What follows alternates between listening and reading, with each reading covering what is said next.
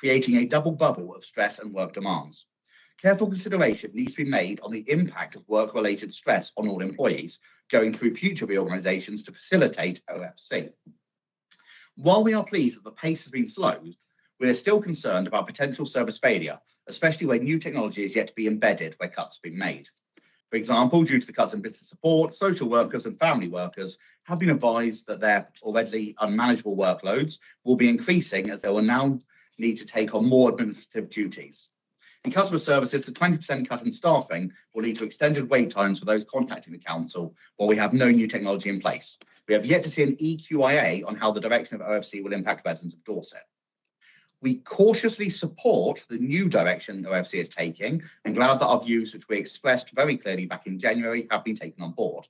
It is a shame our concerns were not actually addressed earlier, as this would have saved employees a lot of undue stress and anxiety and potential service failure while we wait for new technology to be embedded. It was made clear to Unison that made the statement that if they wish to come and present it, we could then engage and ask questions to delve more into it. But I think some of those I would ask if it's to do with the OFC, we could probably save those for the OFC item later on the agenda. If everyone's happy with that, rather than going into it now, as there's no representative of Unison here. Excellent. I'll say no, so I'll take that as a yes. So then, the next item is item 5, questions from councillors. No questions were received, and councillors online, please do send in questions in the future. We like some questions. So we'll move to item 6, the first of the 2 substantive items on the agenda, our future council update and review. So we have all received a full report on the subject, and I'm hoping we've all had a chance to read it and go through it. And we can start with any questions. Unless there's any statements you'd like to make. I'm looking for no. Unless you'd like to make a statement to begin with. Absolutely fine. Not a problem at all. Fantastic. Yeah, if you'd like to make a statement, yeah. To present to the committee so that you have an overview. Present the report again. Not just to give an overview of the key points. Oh yeah, we have all had the report and read them. If you want to go over them again, you're welcome to. But we have read them beforehand. Yeah. Okay. Cool. Everyone got any questions? Where would you like to start and kick off on this? I'm assuming perhaps Ray definitely has a whole pile of questions already. Does anyone want to jump in first, or should I go straight to Ray? Go on, Ray. Ray, go for it. Oh, absolutely. Yeah, I am. I do apologise. I meant to have said the first time you are speaking today, please do introduce who you are, what you represent, or where you represent, and what your role is if you are an officer. Thank you. Sorry. Go for it, Ray. Right, Councillor Ray Bryan. I'm the Vice Chair of this committee, and I represent St Leonard's and St Ives, which is over in the east, about as far away from here as you can get. But I'm happy to be here tonight to deal with 2 very important items that are on the agenda.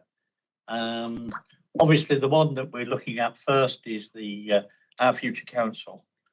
I'm slightly confused by the paperwork we've got in front of us, because the previous document that I received, which was in January, January 2025, which is that one, is very different to what we're now looking at. So one of the questions I need to ask is, have we changed direction? And in which case, how has this come about? Because when I look at the key issues in 2025, it was financial stability, supplier challenges, rising service demand, capacity gaps, technology opportunities, etc., etc. And now we're looking, as part of the executive summary, grow our economy, provide high quality and affordable housing, communities for all, respond to the climate and nature crisis. Whilst I understand those are very important, I'm not sure that I understand why we've gone away from looking at what we've got and how we can best deal with that. Please do. Yeah. So Ben Wilson, portfolio holder for corporate development and transformation and South East Purbeck Ward. Councillor Bryan, I think that they're potentially 2 different things that you're looking at, and apologies for the confusion. The original list that you read out from the January paper, which I assume that would be that's the business case paper. That's specifically the business case for our future council. And they are still absolutely relevant to the work we're doing today. So my first answer should be to say, no, we haven't changed direction. Okay. The second list are our council priorities as a whole. So they're broader than our future council. All that is in the paper you're looking at today is what we are trying to do holistically as a council now, when we bring papers forward, is to show how it relates to our council priorities. So it's looking more broadly at the bigger picture of the council priorities. It doesn't replace the original list. The original list is a level of detail down, if you like, in terms of exactly what our future council's looking at, but it's just trying to relate it to the bigger picture. So as I said, apologies for any confusion caused, but they're both relevant. Okay. If I can follow up, I think what I was taking from what they said is those items that are clearly listed out as the key parts of OFC aren't then, or don't appear to be, in the report as items. And I think that's where there's very little comparison between the business case and what we've done so far. I think is the bit that we're struggling with slightly on that. Would you like to respond to that? Thank you. Lisa Cotton, I'm your Corporate Director for Transformation, Customer and Cultural Services. Thank you very much, Chair. So this is an update in the progress that we have made since publishing that business case back in January 2025. And I really appreciate the opportunity to update you today through the paper and through this meeting. The programme is absolutely at the heart of our aim and ambition to become a modern, customer-focused, digital, financially stable organisation with a workforce ready for the future. And this paper sets out the progress that we've made and the lessons that we are continuing to learn as we go through that process and how we're deliberately shaping our future council. So the paper does describe how we are delivering the first phase of that operating model. So the business case describes a future operating model for the organisation, talks about a new way of bringing our customer hub together, our business support hub, a way of delivering transformation and change, and our strategic and enabling core services and our commissioning and procurement services. So all of those things are absolutely updated as we go forward into this process and are referenced in the reports, and also how we are then aligning that to the implementation of those new technologies. So as we have listened through an extensive and meaningful consultation that started in July with our employees, we have made real progress, and we have now established our customer hub and our business support hub and our new transformation management office that will look to bring all of that change and transformation together as a whole council. And we're now appointing to those structures as we progress, and we've responded to our key lines of inquiry that were posed by the committee to look at how we've made progress against the questions that were asked. So happy to take any further questions there. But it is absolutely reflective of the business case. We have taken a phased approach as we have been through the engagement and consultation with employees, which has really then made sure that we are listening and also fundamentally making sure that we look at service continuity, staff wellbeing and strong governance throughout that. So we've taken that risk-based approach as we've brought those services forward. Can I push back slightly on that, just to referencing the Unison statement earlier, and also some anecdotal evidence that has been presented to me as well, on the lack of consultation, meaningful consultation with the Unison, with the trade unions, and particularly the lack of an EQIA and a lack of giving accessible documentation to people in the at-risk areas with it, because I was told that we didn't actually fulfil what we had to do on that, and that's caused some significant delays to it. As I say, that's anecdotal at the moment. Is there any truth to that? Is that something we've done? And have we got an EQIA for it? We haven't seen that. Normally, those sort of things are part of the papers. We didn't see any QIA for that. Good evening, Chris Matthews, Head of People and Workforce. There's a couple of things in there, Chair, I'd like to just respond to with regards to, we'll start with the EQIA, because I think that's the most straightforward one to deal with. For each of the different strands of change we were taking forward, so the customer, business support and transformation office, we did produce an equality impact assessment that looked at the impact on the workforce, and that's been closely monitored as we've gone through the implementation phases.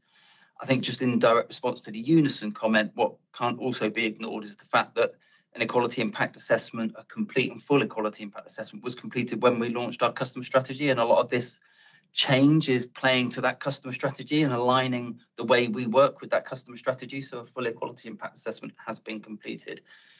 With regards to customer strategy, for the customer not strategy, for OFC specifically.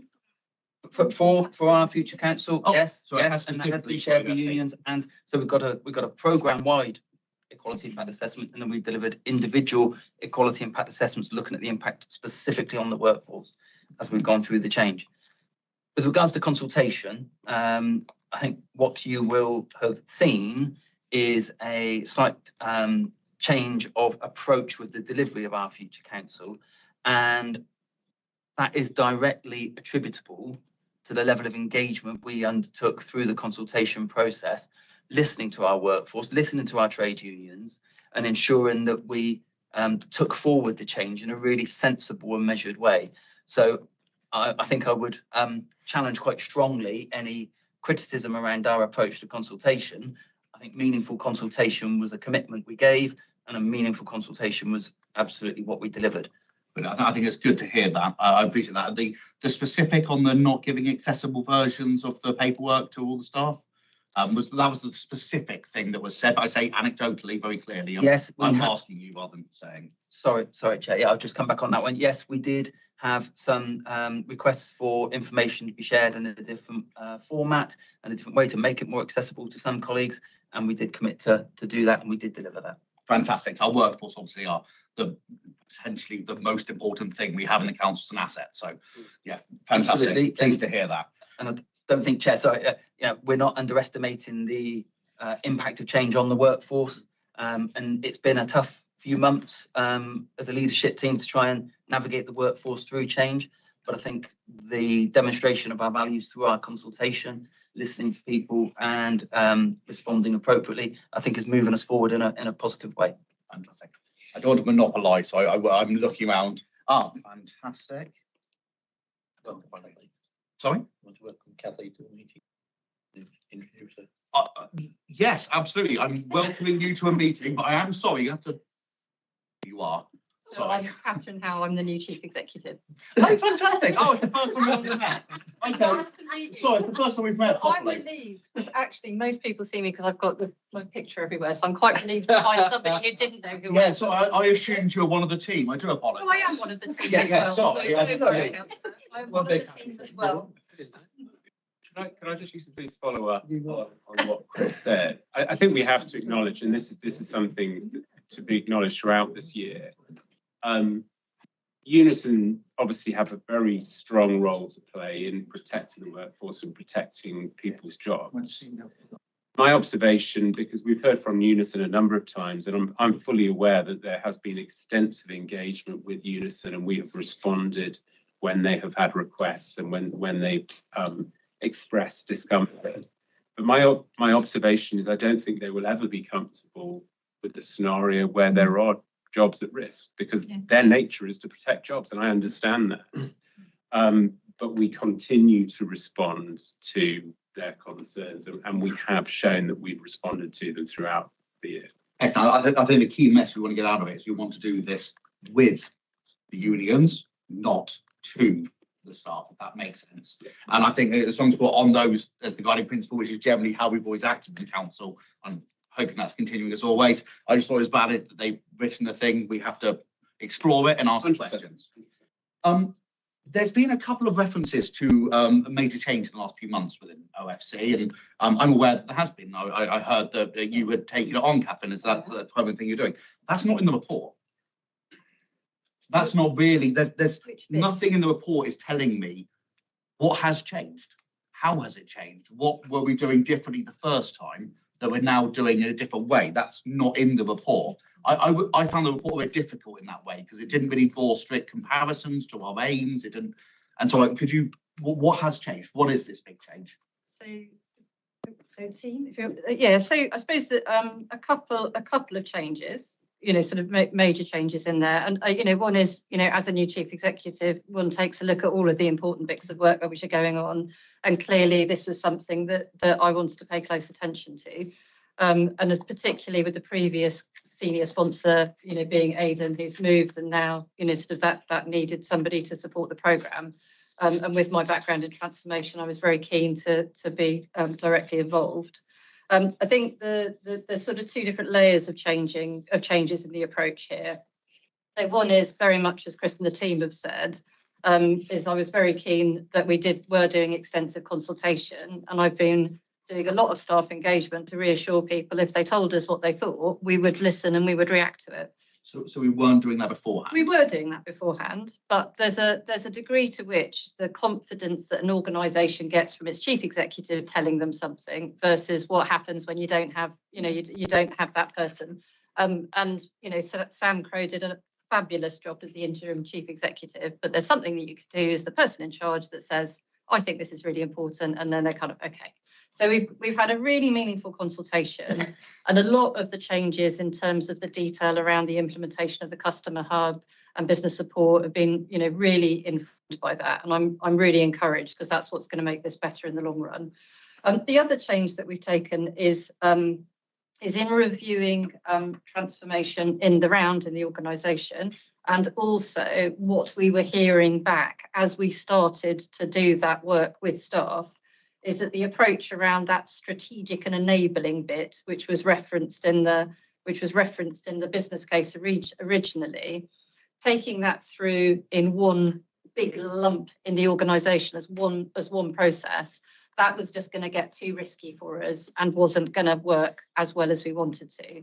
We were also hearing very loudly and I think very accurately from staff, the concern about the alignment between technology change and our people change. And when you put all of that together, what we've done is we've taken strategic and enabling more in modules, in bits, so that we can manage that more safely and more appropriately for staff. But there's a big group of those people and those functions, particularly finance, where if we want to align it with technology, we need to align it with the implementation of our new enterprise resource platform. So some of the work we're doing now, and what you'll see next time we come to committee, is to make sure that the people change that's surrounding things like finance, where everything that they do is in and out of that big piece of that big piece of technology, will have aligned those two timelines so that we won't be making people change disconnected to how we're making that technology change. And that's been a massive part of what we've done.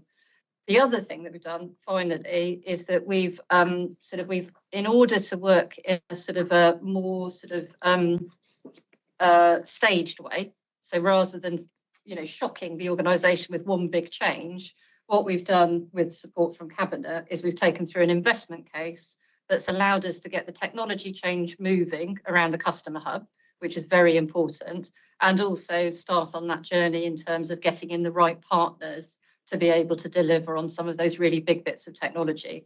So what we've done is taken what was a very big assumption around the finances that were going to be needed, that were in the business case, and we've said, rather than draw down the whole thing, we've said we want to make part of that investment now. We want to make more progress, demonstrate that we're on the right path, and then we'll take future investments. So that's a change. So rather than it being one big thing that goes through the organisation in quite a, it's quite a big thing for an organisation, gives it indigestion. Instead, we want to take it in a better pace, because we think that that's better for the staff, and ultimately that means that we're going to be able to deliver a better outcome at the end of it. Thank you. Sorry, the way I think I try to tick off answers in my head as I go. So I just want to. So there's been the major change that has occurred, and that's referenced a few times, are three main things. Rather than having a bit of a faceless consultation, you've made it a personal consultation. So they have the faith that it's coming from the top down. Yeah. One. Second is that rather than doing the change at speed and straight away, doing it as a more of a planned progressive change, take your part at a time. Yep. And the third is that you haven't changed the funding, you've defined the funding to when that will come down to it. Yeah. And so those three changes have then enabled people to feel they have to buy into it, and the council is less at risk because we're doing it over time rather than doing it quickly. That's a very good summary. Thank you. So I'm trying to make sure that I understood and pulled out what you're saying from that. I have a couple of questions on it. One of the big reasons that it was sold to us that we have to do it quickly and at pace was because we have some very almost set in stone saving targets we have to make, which obviously we are going to fall quite heavily short of. And I think we're 100 FTEs short, I presume, for this year of what we were expecting would happen. We were told we had to go at pace because otherwise the number of FTEs exponentially gets bigger the more it's put off. So I think brutally the question would be, how many more FTEs does this change cost us? Because that will obviously have a knock-on effect. That's what we were told at the start when we agreed to it. And then I'll get Alex to it next. Yeah, no worries, man. So firstly, I don't like to make this equivalence between people and money, because we've got a lot of staff doing some really valuable things, and any of this change is really difficult. So that you know, so I you know, actually the careful pace of consultation means that we are managing to maintain that staff morale exactly as you said. I think the other sort of like opportunity that one has as the chief executive, and why I was keen to step into this space, is that you're right, by slowing down the pace of OFC, that causes pressure in other parts of the budget. And the way that we're addressing this is something that came up in an earlier in a cabinet report recently, which is we're putting additional financial controls in place, and we're going to be working harder in other areas of budget management in order to create that sort of balancing effect that enables us to take a little bit more time with OFC. And what you'll see in the budget process, which we're working very hard on at the moment, is a slightly different approach, which accommodates a more reasonable pace of change, still really ambitious and not changing any of the original intentions in terms of this becoming a really modern sort of technology focused council, which is able to be really efficient but really human at the same time, not changing any of that, but actually by looking a bit harder and a bit differently into other parts of the budget, creating that balancing effect that allows us to do it. The money does not get any better, you know, and we're about to hear, we're at the moment, you know, sort of absorbing what's going on in terms of finance policy statements. We'll hear what happens in the budget next year. The money doesn't improve. However, we still have to do the right thing for the organisation of the people of Dorset. And so slowing down this programme and doing it right does mean that we need to find those savings in other places. My focus is firstly on how do we make sure we find those savings in a way which feels most appropriate to members, to staff and to residents, and sometimes that's looking in places like commissioning budgets and things like that. So there are other places to hunt, and that's what we're doing. So I think, but going back to the question, the delay, how many FTEs has that increased it by? So we're not calculating it like that. So what we're tracking is our overall headline number, is have we managed to make the budget more sustainable financially? So I'm not counting numbers of people. Okay, so how much more money do we now have? Is the delay, how much does that cost us then as a number of money, the amount of money each year? Sorry, it was always sold before. Money. Let's talk money, not people. So previously we were told very clearly that any delay would increase the number of FTEs we would have to lose. And that's what we were told. That's what we made the decision on back when it was sold to us. And so that was the metric we were using at the time. Yeah, if that metric has changed, fine. How much money is it? Then we can divide that by a certain amount of money to work out how many FTEs. That's easier. So can I pick that one up, Chair? Lisa Cotton again. So we have made progress. We have identified £6.7 million worth of savings this year. That was against an original target of £10 million.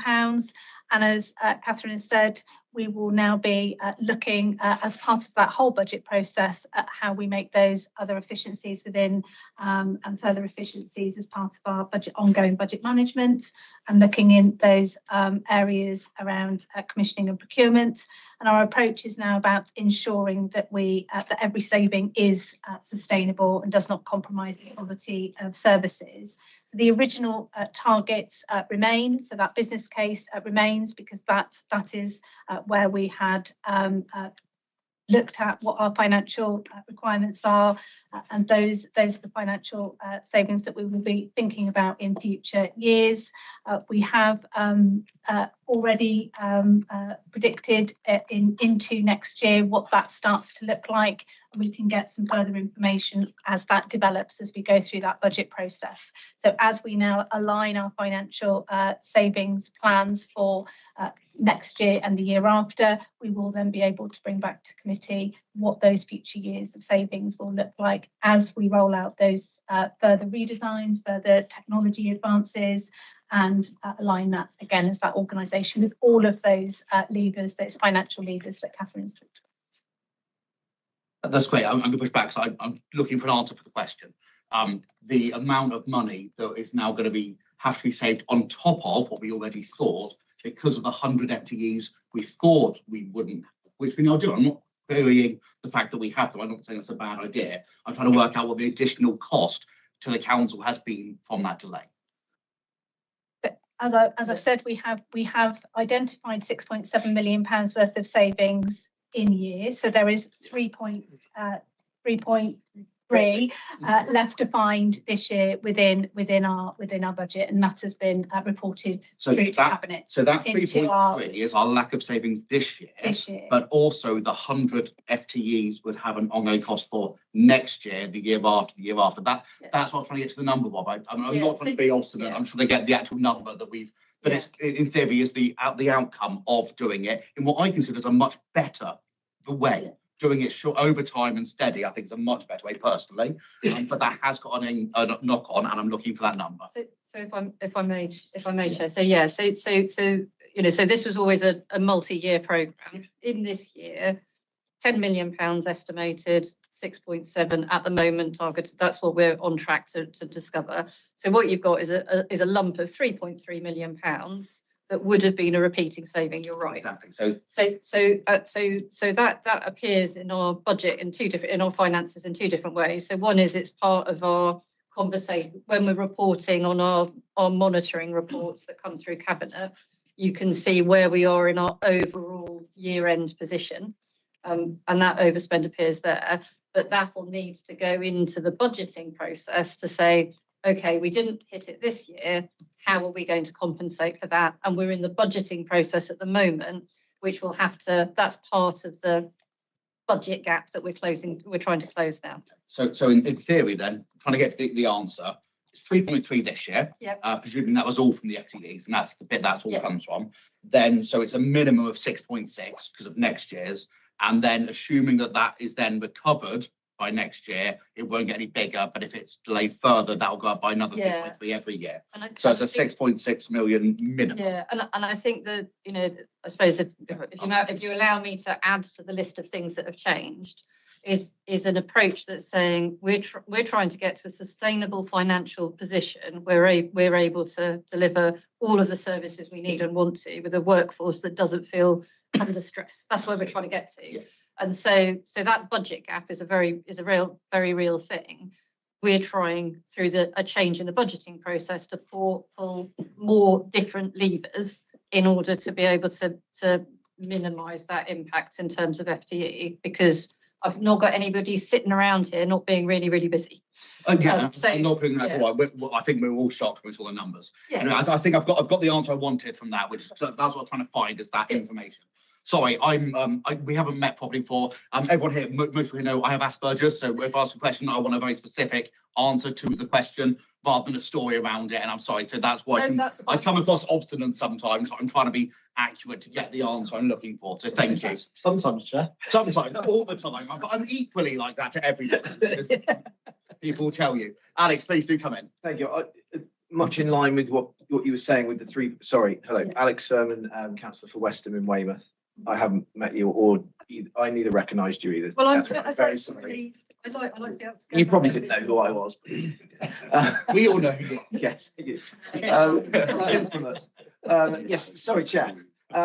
Yes, Chair. So I was curious around, yeah, the 3.3 shortfall there, much in line with what you were saying with next year at 3.3, but then I'm thinking timeline wise, that puts us behind for next year as well. So it wouldn't simply be a 3.3 reoccurring. It would be whatever we're then caused to be behind. Now, that's probably a number crunch that you don't have on hand, but I'm more interested in how does that affect our timeline in what we want to do long term? You know, I'm sort of, you know, within the next 5 years of what we wanted to do. I know that number still, as you mentioned, that number still remains there as the target number, but where does that take us in terms of that timeline, please? What do you want me to? Look, so if I start answering and then Lisa will correct me when I'm wrong, how does that work? I think it's a really good question. So change in approach does affect the timeline, as well as that kind of like, how do we get to that place which is sustainable finances? Is that we're still working on the programming, because one of the things that's in the report is the fact that by creating the transformation office, we've suddenly got line of sight to all of the change that's happening in the council, where previously, and this is one of the things that our future council was trying to fix, and it is doing, everything was happening in different bits of the organisation. It was very difficult to get that overarching view. So what we're doing now is saying, okay, now we can actually see everything, what actually is our timeline.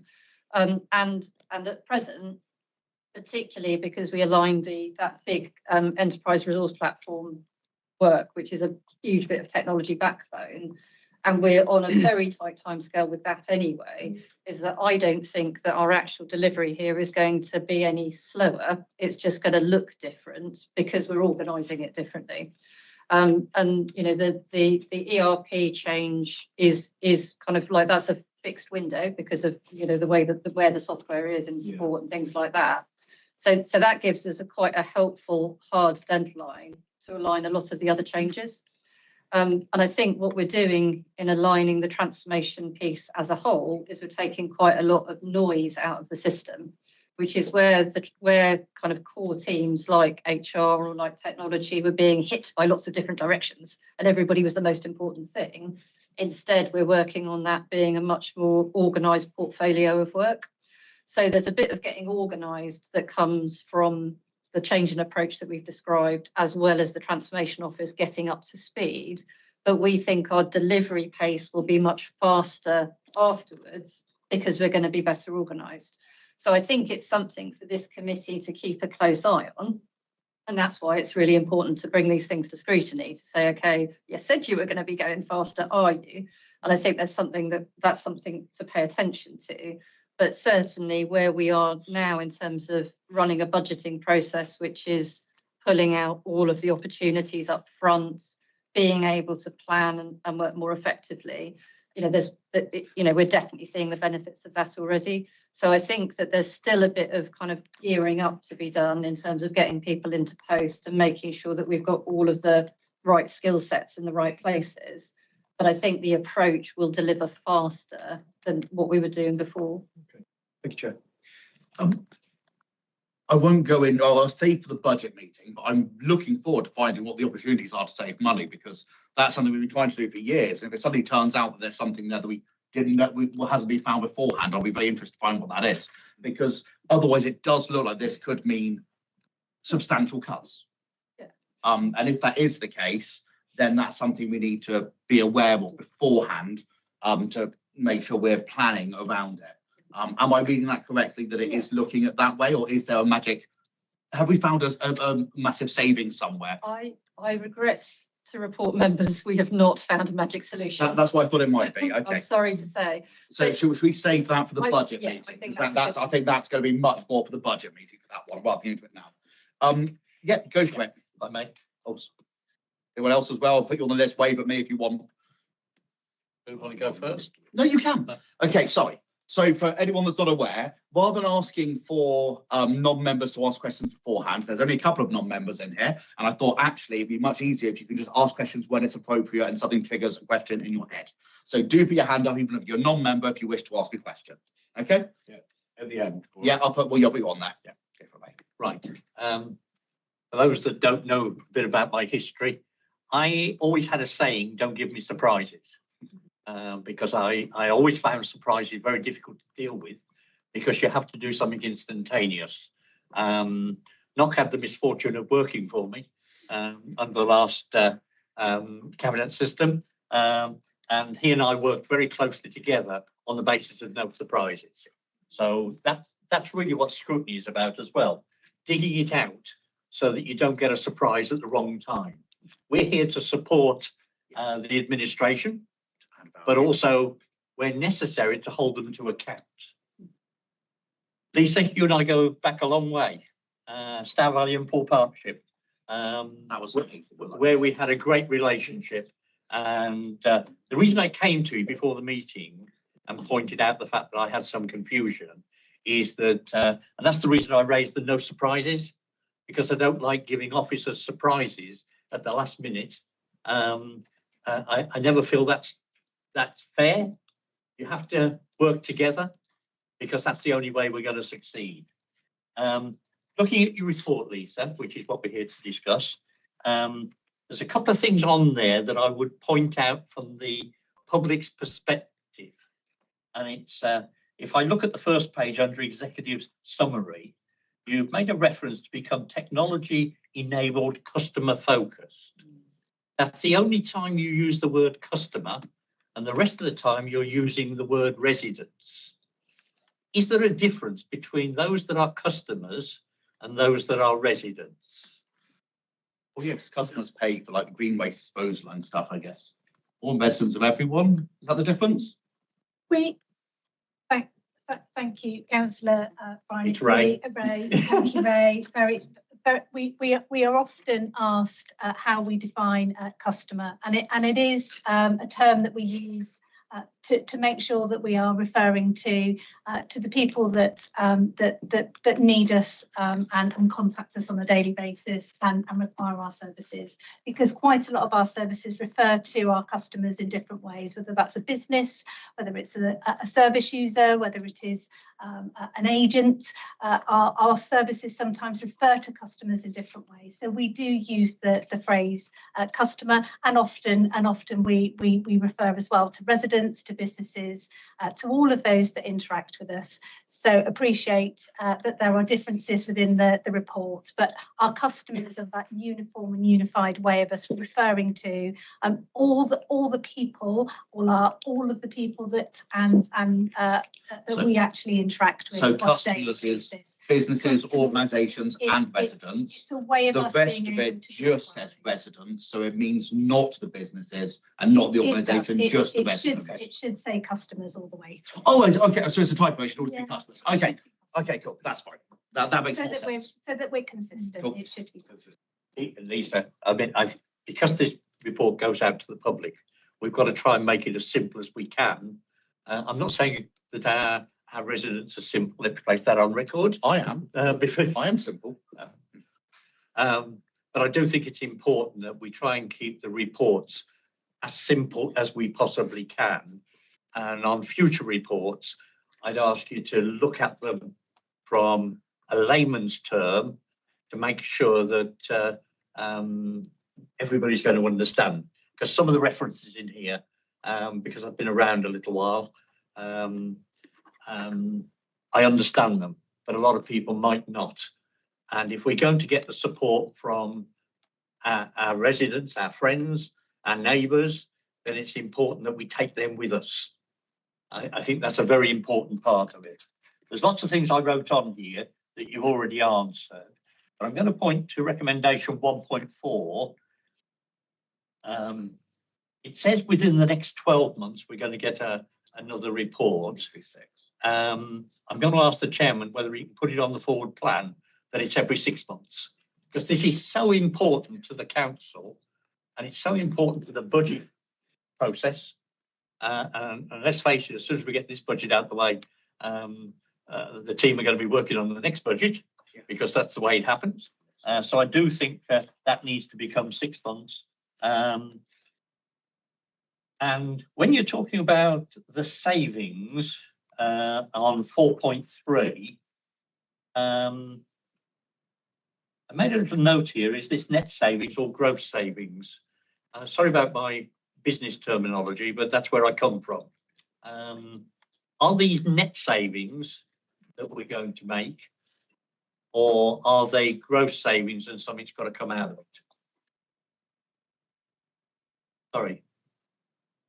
They are actual cashable savings that we are making. So they are net saving. Okay, Yeah, that's fine. net saving. So they include the all the above the line, below line, all the differences with the recharges to the other.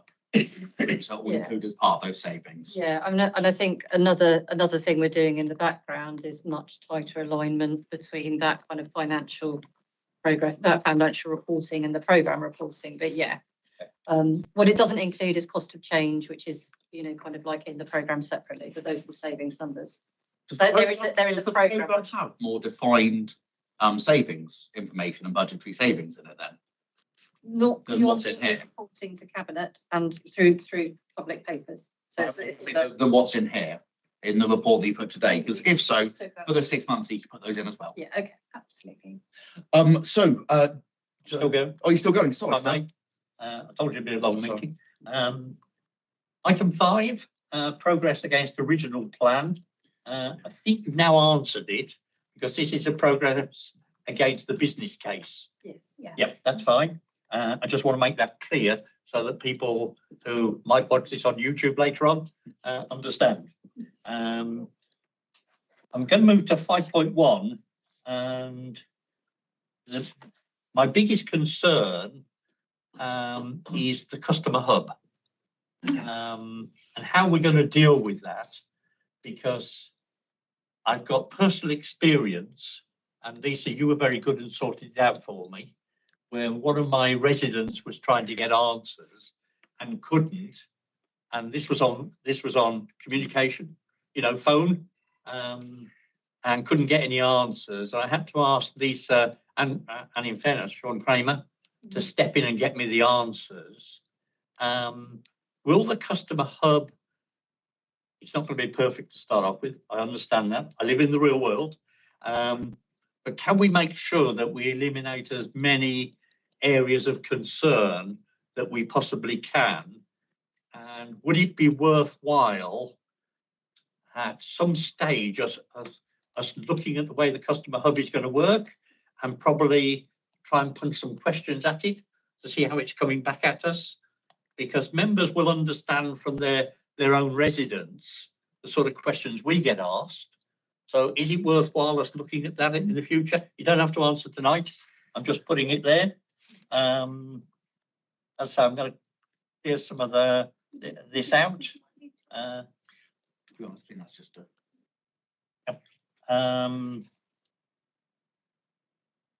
If you've got any other questions, you can take, and then I'll come back to them. John, come on in.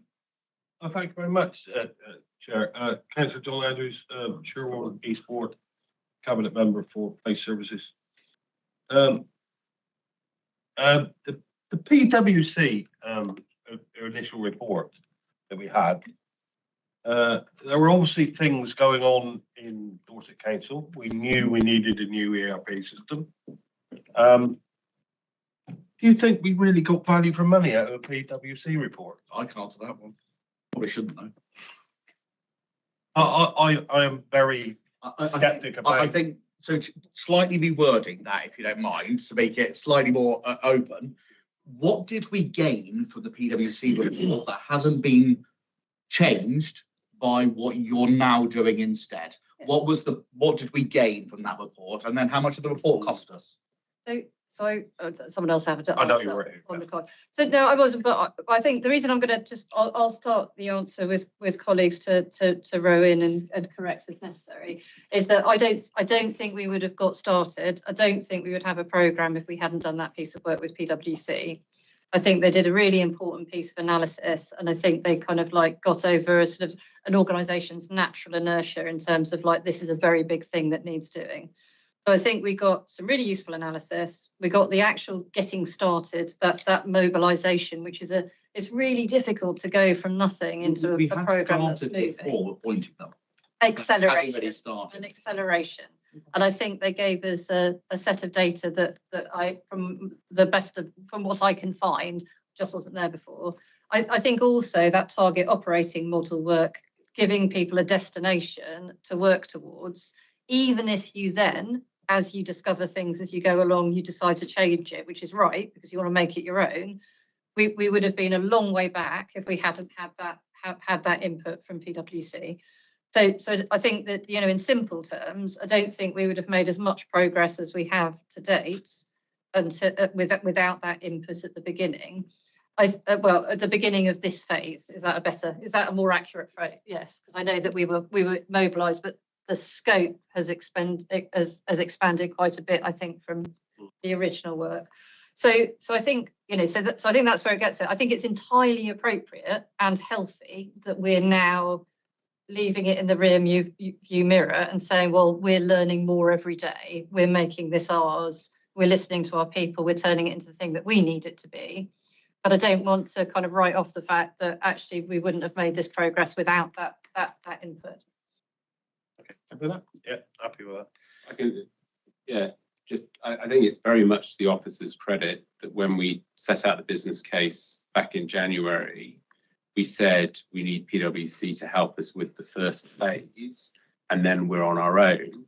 And I'll admit at that point in time, I was sceptical that we would be able to take it on ourselves, knowing how easy it is when you've got third-party support in to get a bit drunk on that third-party support.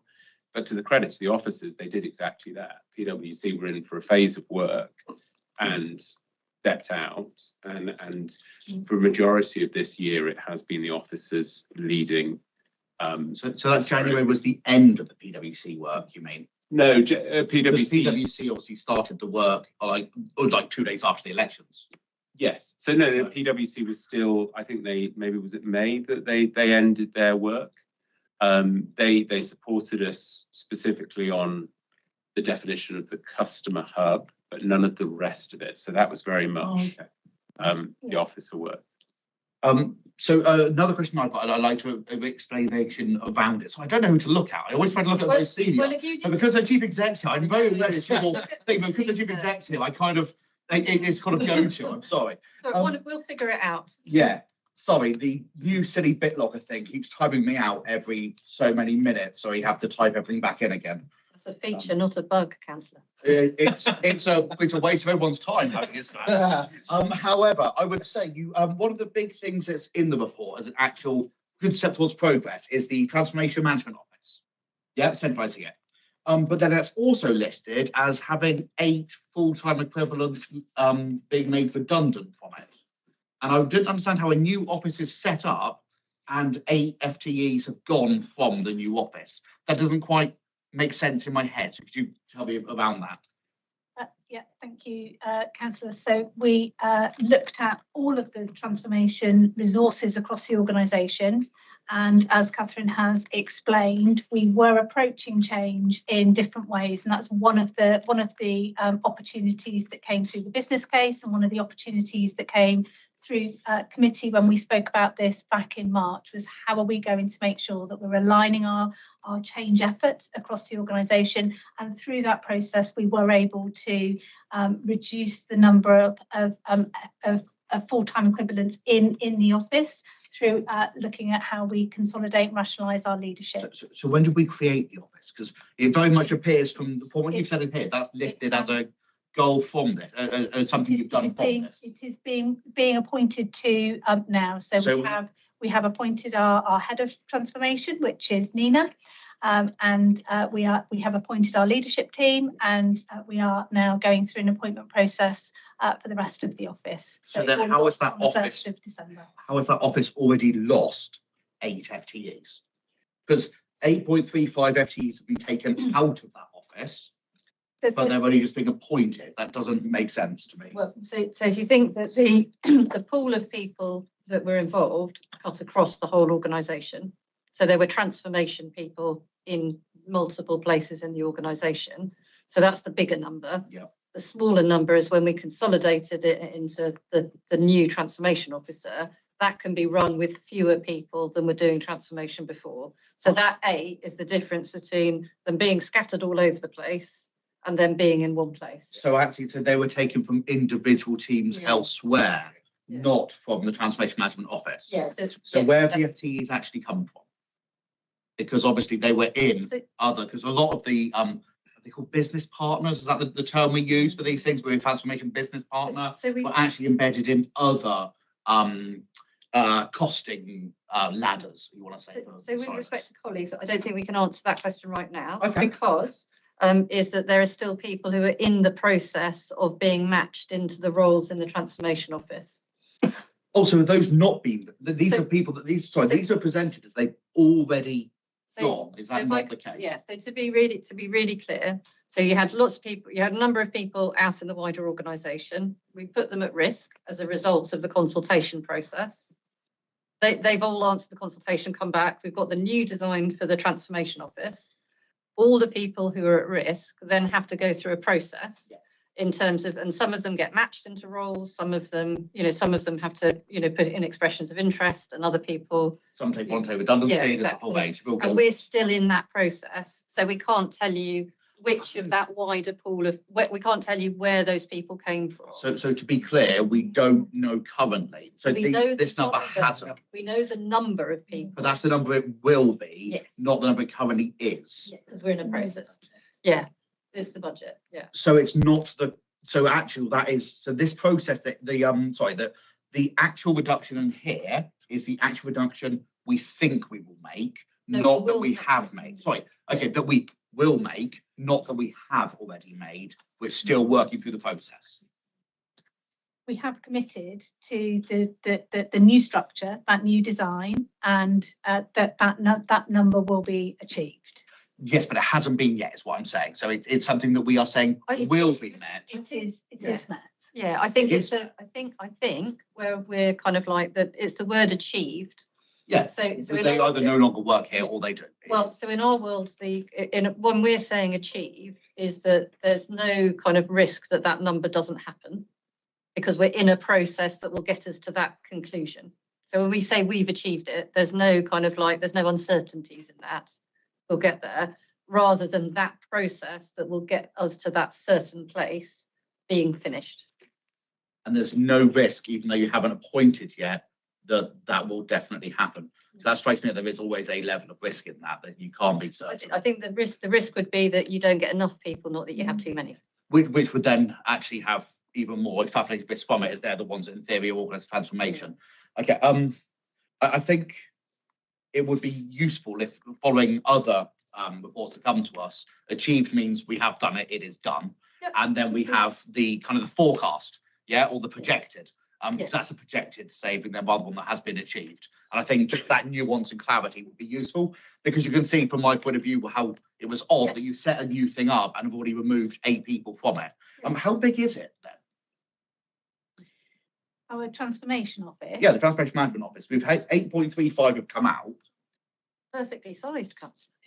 I always assume it always is, but it's nice to have numbers. So Nina Coakley, Head of Transformation, Innovation and Design for the new Transformation Office, which will launch on the 1st of December. Oh, it hasn't even launched yet. So it will launch for the end of the process will be at the end of next week, and then we launch. So we are absolutely imminent. And the new service is 84 FTE, 84 people. And that is across transformation, that is across digital teams, and that is across delivery, across all parts of the organisation. So that works across children's, adults, place, corporate development, and will also be supporting public health. So we have got, it's a significant team, but it's a significant job for them to be done. Sort of. Yeah. Yeah. Okay. And I would, 84. if you don't mind, Chair, I would just like to, for the committee, just note my tremendous thanks to the team involved in this. Because while the uncertainty of the change is bad for everybody, it's not good having your job at risk. The team that have been delivering this work have also been going through the process themselves and have conducted themselves with tremendous professionalism, which I think is wonderful. So thank you. Super. Any more questions? I don't want to just keep rolling on with questions that me and Ray have got. Sorry. Ray, yep, go If for I it. may. Oh, yeah. Oh. You do. I did have my hand. Alex, then please do. Sorry. Um, Nice clear waves to me because I'm blind to that sometimes. well, yes. I'll accept that. Where did it get to? I think it's 8.3. There's a bit I highlighted. And this is not so much a question as a plea. I understand that this report is written to councillors, and it concentrates, where did I get to, on what you're doing with staff and HR things and everything else. But if you were putting this out to the public, I think my favourite one, or least favourite one, is paragraph 8.3, which is written in such HR terms that I can imagine many members of the public are going to go, what the hell does that mean? Oh, you're going to make life nicer for them and they're going to work better. That'd do. Do we have to have well-being, flexibility, club? I mean, sorry, you've got those words everywhere else. Could we have it a little bit more in Anglo-Saxon? I think, can we put that in with Ray's request earlier about having the simple language wherever possible within the reports? I mean, there is such a thing as HR speak, I know, and we may understand it, but I'm not sure if the greater public or the thick people like me would understand it. I think HR speak has a really good purpose to be used when it's needed, but for these sort of forward-facing reports, public-facing reports, it is useful where possible to stick away from buzzwords and make Use the it fluff. simple. I think you're maligning HR there. I think it's business speak. right? All right, so it's business fluff speak. Or in that case, take it all out. HR speak I can cope with. Business speak's not worth it. So, Yeah, I do have a question actually, and it's around the customer hub. How are we monitoring how people are contacting us? And are we going to get those reports coming to us? Yeah. Because it's really important, and the breakdown of different departments as well. For instance, council tech, I imagine that's going to be lots of heavy phone calls from April 1st. And do people contact you more by phone because it's a gut reaction, or do they contact you by IT? So I'd like to see a breakdown on. and average wait times and that sort of stuff. And considering what the SVPP was like, I reckon we'll get some amazing data like that because the SVP was fantastic at that data. Thank you, Councillor, and thank you for the question. And that's a really great point about our customer hub, because one of the huge principles of this is ensuring that we can really see how our customers are interacting with us on a daily basis and look at those trends and really think about that customer insight as a whole council. So enabling us to be able to do that with the right technology, with the right system there to be able to capture what are customers inquiring about. Could they not find that online? What did they need? How much contact are they needing to make with us? Is there a need to keep contacting us? Is there something that we can make more simple for them? Is absolutely a purpose of that customer hub. Yeah.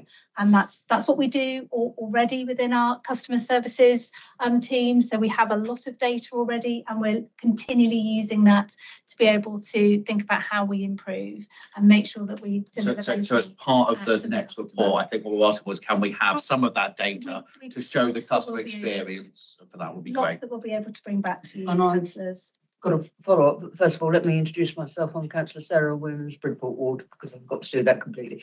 And do we have any flexibility, for instance, at the beginning of the financial year when we're like to get a lot of council tax inquiries? Do we have flexibility to move people into that team? And likewise, when the rent and right bill starts to come out, housing might become more of a priority, so we might have to shift people across to that.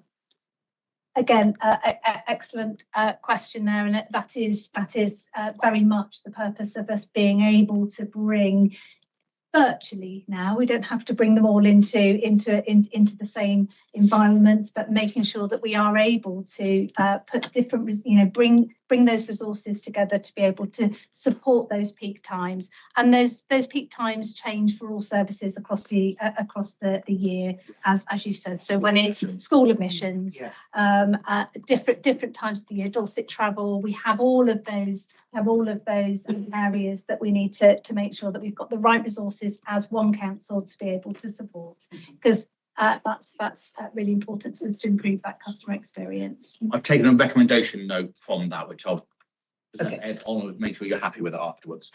Craig. A fairly open question, which probably shows my site. Where are you from? I'm going to get to that now. Councillor Craybon's Bedminster Ward, and a few things that sort of jumped out to me as we've been having this debate is we're talking about obviously future plan and how things are going to develop as we move on.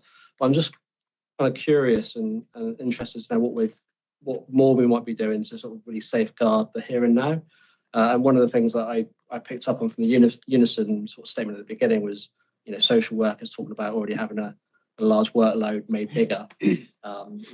When you then sort of translate that to budget forecasts of where the overspends are, I'm just curious to know how we're managing the potential kind of short-term damage to some of budgets and workloads and pressures on staff versus the future gains from more of a council welfare perspective, really. So if I again want some, and then colleagues will chip in. But I think when we say that we've shifted the approach as a result of risk, that's the kind of risk that we're talking about. Because I think what was clear as we went into consultation is that some of those teams were very dependent on resources that were in there as glue that holds it together, and in other places that kind of stress, which was outside of the consultation, but actually the changes we were trying to make were really going to affect.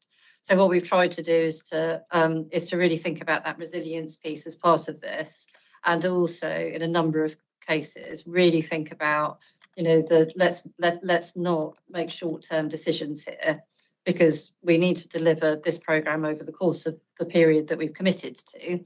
But actually, there's the idea that you take out money in the short term and actually you either drive staff into a much more difficult position, or actually you worsen your outcomes because you've made the wrong decision. So a lot of what we've got in our, I'm afraid, kind of business, sort of like corporate speak of risk, is exactly trying to manage that tension more effectively. I'm going to go back to some numbers again and FTEs. And I'm sorry, I use FTEs because that's what you put in the paper. So I know you're trying not to do it that way, but it is in the paper. The goal was circa 150. We've saved circa 50. Yeah. But we've made over half the savings we thought we would, but only at a cost of a third of the workforce we thought we would lose. What the other savings come from? What are the good news things the other savings have come from? Well, it turns out we could make the third party spend work harder. So in our future council, there was always you remember the commissioning and procurement bit. So one of the parts of the model is to work on where are we spending the money. And while in the staff savings, we were taking a more risk, we were managing the risk differently, and we've slowed down that pace of change a bit to get it right. Actually, the commissioning and procurement team said there's loads that actually we can do by working in a more coordinated way, and they've increased their savings target from where we were in the original business case. That's really good, but also really worrying. Why? Because we looked and scrutinised those particular areas and being told very clearly, no, we are doing our very best, the absolute most we can, making the pound work as hard as it is, to then find that very quickly it wasn't, that they could find more in itself. But there needs to be some sort of checks and balance there, because suddenly findings like that, it's great we found it, but that's quite worrying when we've been told the opposite beforehand. I think that one of the sort of the effects that our future council is having, which is I think an entirely positive sort of effect, is looking at everything at the same time. So actually what you can find is each individual directorate is doing its own thing, and can give you that assurance. When you join it together, well, actually 5 of us are buying from the same supplier, maybe there's a better opportunity there. What procurement was already told us it was doing. That's what procurement's been telling us it's doing for years, and it's something we have scrutinised and actually takes about a bit. So I think what I'm trying to get to there is I'm worried the fact that why did that not come out when we were pushing for it previously for a fair while. I think if that's the case, we could be looking elsewhere in case there's other departments that have magically got that we weren't aware of. And I think what I would really like is information on breakdown on the actual savings. Where, like, can we have the data for where those savings have come from? Because obviously we've got what was it, 6.7 or something, a really good number. It'd be nice to have a breakdown of that. I think that feeds again in a bit more into the outcomes from this as opposed to going into this. I won't ask you to list off numbers at us now because I don't think that's appropriate. So that's fine. Has anybody else got, Ray, have you got more? Go for it, Ray. I'm now looking at this from the residents' point of view, and I have quite grave concerns that we're doing everything by these magic machines, who a lot of people don't know how to even switch on because of the age demographics. How are we going to make sure that people who probably have the most need for help can get at it by picking up the phone? Because it would appear that all our impetus at the moment is going down the magic box way, and we're missing out on people who potentially are the most vulnerable. Put my mind at rest. I will hope to, Councillor, because Right. that is why, Ray, that is why our customer strategy is so important, because that provides that framework and went through a really robust process with the Joint Overview Committee at the beginning of the year, examining all of those principles, making sure that we have the right design and that we're really thinking about digital exclusion and how do we make sure that we have all of those supports in place as we do now. And we've had these for a long time, and we've had our digital channels as well as our human channels always available for our customers with the most need. What we want to make sure is that those who can and those who are digitally able to connect are able to do that at a time that is most convenient to them through really much better designed and better connectivity through our digital channels, so that we do always make sure we've protected those resources for those customers that need us most. So those that are unable to connect in that way and do still need us on the end of the phone, or in a library, or in a locality office, or in their home, that we are absolutely able to do that. And so we really want to improve our digital experience, because we can now, through those, as technology evolves, as it has been all the way through, we need to keep up with that, so that we keep up with how customers use services in their everyday life, and we can see how that has progressed in many areas. We want to make sure that customers get a similar experience and are able to keep connected with us, and absolutely make sure that we're protecting those resources for those that need us the most. And for Okay, can I come back to a sort of side question on that one? For me to get broadband, I have to pay for satellite, because the broadband experience leaves a lot to be desired. We keep talking about the main urban areas have got quite good broadband, but unfortunately Dorset is very rural, and a lot of areas still have very poor rural connectivity. Can I ask, as part of this programme, we put even more pressure on those that are supposed to be improving our broadband than we currently do? In my own local parish has got meetings going with the digital team to try and improve it, but there seems to be so many stumbling blocks, and I could see this being a negative when people are trying to get hold of you.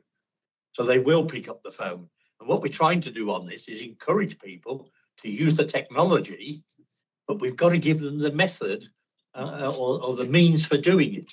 So my plea, and it's probably aimed at you, Catherine, is that you put some pressure on the digital team to do whatever they can to make sure that those that are supposed to be providing us with good broadband are doing it.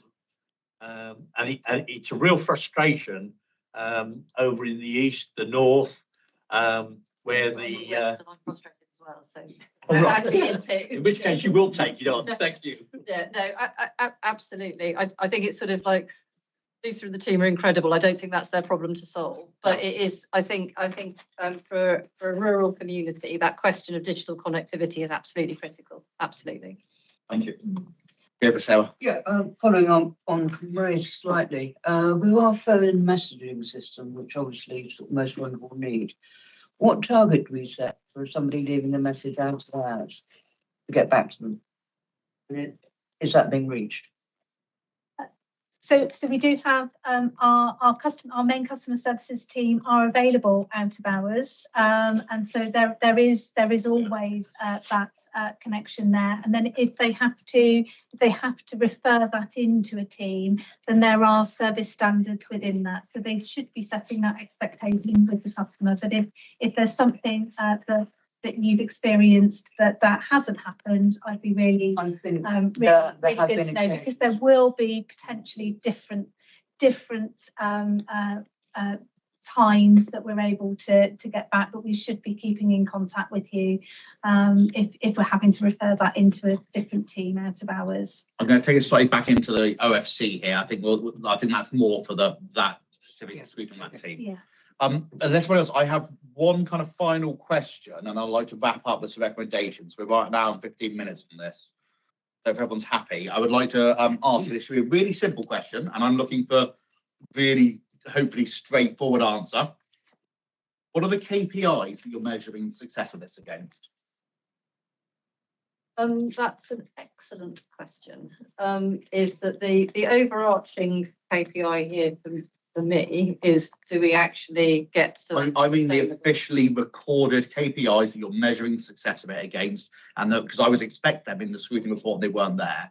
But how do you know if it's on track, if it's doing what you thought it would do? So in theory, you've set those KPIs, and they should be on a dashboard that we're not allowed access to.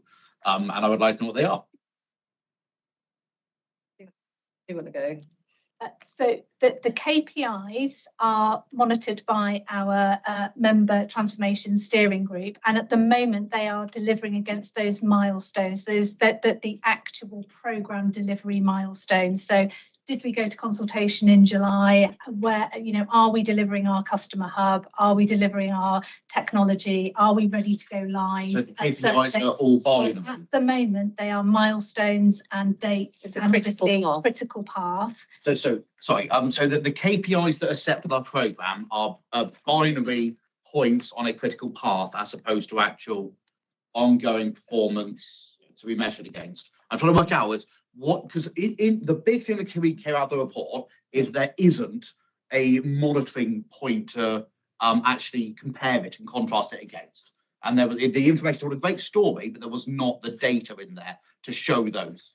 And so I know that there are KPIs that are set at different levels, and they get more and more specific the further down you go. We would like to know what they are, and we would like access to the KPIs. I think that's the best way, so we can see how it's being judged, what's it on, because this sells a really good story, but when you look at it, we're actually way behind on it. The reason for being behind is good, but it would imply that we were a third of the way through the transformation of workforce we were looking at doing, which is still on there, and I would say a third to 2/3 is way behind. I'm not trying to make a political statement here. I'm trying to make it really clear that, to me, 33% of the way is not good. And so if that's the case, it'd be good to see, are the other KPIs actually performing the way it should be, or how low is it? I understand you're not able to give those to me now, so I think maybe you have a request that those are included in the next update. And for that, I'm going through the recommendations we've got here. So we're considering the report, shared our thoughts, given asked questions, done the scrutiny on it. We're noting the progress so far, and again, you've already said it, I'll echo again, the team have done a fantastic job. There's no questions about it. Scrutiny always comes positive and negative, because our job really is to pull out the positives, pull out the negatives and the problems. The positives sell themselves, and it isn't our job to do. you'll recognise the lessons from what wasn't going to work very well with it, where you're struggling, and that seems to have changed. Even the report from, not the statement from Unison, even acknowledged that change and said that they were quietly optimistic or words along that effect. And I think when a trade union's saying that, that's a really good thing. So that's a real positive to come out of it there. Going forwards, it suggests a 12 monthly. This is far too important for that. If climate is 6 monthly, this should definitely be 6 monthly as well. And I hopefully with clear KPIs, and we'd rather have data filled reports than storied filled reports, because it's very hard to scrutinize qualitative data. Let's give us lots of quantitative data so we can really do it. I think that will be good as one of the outcomes for it. There's a very clear request for simple language where appropriate and where possible in there, and also consistency of language, because like Ray, I actually thought you meant something different by customer and resident, because that's how my brain works. I thought you chose these different words specifically. So let's just double check on that one. So that's a 6 monthly, simple language, clear comparisons with KPIs and also the other business plan that was there. And finally, if we could have an assurance piece done on the customer journey. And I think that's what Sarah was asking when it's looking for having the quantity of calls, the average time to answer, or quantity of communication sites. Most of it isn't calls anymore, average times to answer, to make sure that we haven't suddenly had 25% less communications, because that would imply that there's an issue with finding a way to contact us. And so I think looking for a reassurance point around that, also touching on Ray's point on the access for those that are covered by the EQIA, which you have now assured has been done. I think that wraps up the outcomes, and we will look at the budgetary side to it with the 6.6-ish in the January meeting. That will be, won't it? So are we happy to put on the forward plan in about 6 months? So from here, that's probably going to be, obviously either May or June. May. So for the May meeting, are you happy with that? I don't want to put too much on there. And if there's anything we can do to help beforehand, if you would like us to do a deep dive on anything, you think actually we need some help, some more heads around these numbers or something, let us know. That's what we're here for. But scrutiny, I would say it once more to be very clear, I want quantitative data as much as possible. And I will then use whatever you use as your metric. So if you don't want FTEs anymore, you want to get money, then that's fine. I'll just use whatever's in the report is the way we'll try to look at it. Awesome. Thank you so much for coming. Thank you. Oh, sorry. Does anyone want to add anything or think something totally wrong? I want to take something out of that. You are allowed to say so. I've been wrong many times in my life and I'll continue to be wrong again, I'm sure. Not a member of the committee. This is a question to the committee on this one. Sorry. This is a question to the committee on the recommendations. Because you can make a comment, but can you make it after we've just had the vote on it? Yeah. Sure. Yeah. Awesome. All those in favour of the recommendations being put forward and coming back in 6 months? That is over half. Oh, unanimous. Fantastic. Awesome. Go for it. Sorry. Comment would be the change programme. Benefits and change. KPIs are important for individual projects. Getting completely wound up in individual KPIs, just is not the best way to measure an overall programme. You've got a list of the benefits that you're trying to deliver. In those will be broken down. That's what we want to see. Pages and pages. Yeah. Not really. I would suggest you want to be seeing that those benefits are delivered. So they're not delivered going down to one individual. To be clear, I was trying to be really nice and polite about it. The programme is failing quite badly on the numbers that we have as KPIs currently. Yeah, we're meant to be 10 million and we're just over half of that. That is a real concern. And for me, I was trying to be nice because actually I want to now double check with the other KPIs. We are actually getting quite close to them and not all of them are on that 1/3 to half amount, because that is a real concern for the council if that is the case. So I think it's really important for us to get the assurance that the KPIs are being met. And the fact that there was reticence to share the KPIs made me worry more. I was trying to do it in a more of a positive way, but that's why I was quite clear on it. Very final one, which is target 18.8 million workforce savings. that's ultimately within that whole package at the end of the program, that's what, you know, has that been achieved? Whether it does it year 1, 2, or it slips, if at the end of the program, that's, you know, that's what we should. I think, I understand what you're saying, but I think you're missing the fact, I don't know, we should maybe do this, Paddy, but that's not how finance works. When we said we were going to save 150 FTEs this year, by only saving 50 of them, that has 100 FTE knock-on effect every year going. Not, it doesn't just magically stay the same until the end of that whole project's finished. So I think it's very clear, but that's fine. But I think we will be saving the KPIs. I think I made it clear why we need to and why it's important to, for that one. But thank you. Sorry, I'll push back on that. But otherwise, that is excellent. And thank you very much. I'm sorry, I was trying to keep it more positive and happy. But thank you so much. Yeah, you're more than welcome to. And yeah, so we are going to have a probably 3-minute to 5-minute changeover, and then we'll be back. Yes, apparently a car has been set on fire in Little. So Now he's broken down.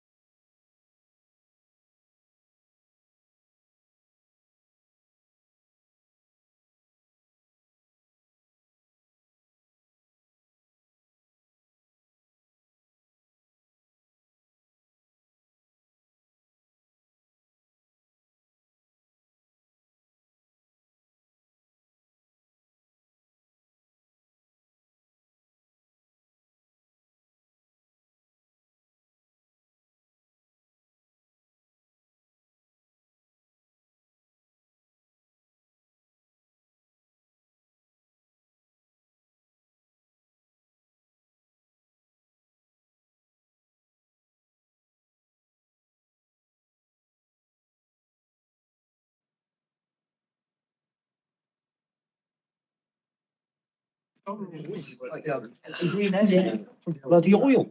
Right, Why aren't they Great. getting it? Double checking. I believe everyone's back in the room that was intending to come back in the room. Yep. Yeah, nobody's, yeah, if you're not here, please say so now. Fantastic. So we'll move to what hopefully is a really kind of good news story, but always useful for us to scrutinise. We have this come every 6 months. One report is a quantitative report, the other is a qualitative report, and we're on the one I prefer this time, which is always good, the quantitative one. So this is a climate and nature progress report for autumn-winter 2025. Obviously, we have all read the paper, the extensive papers and attachments already. But would you like to give us a brief overview of it? Because I know you quite like to do, Anne.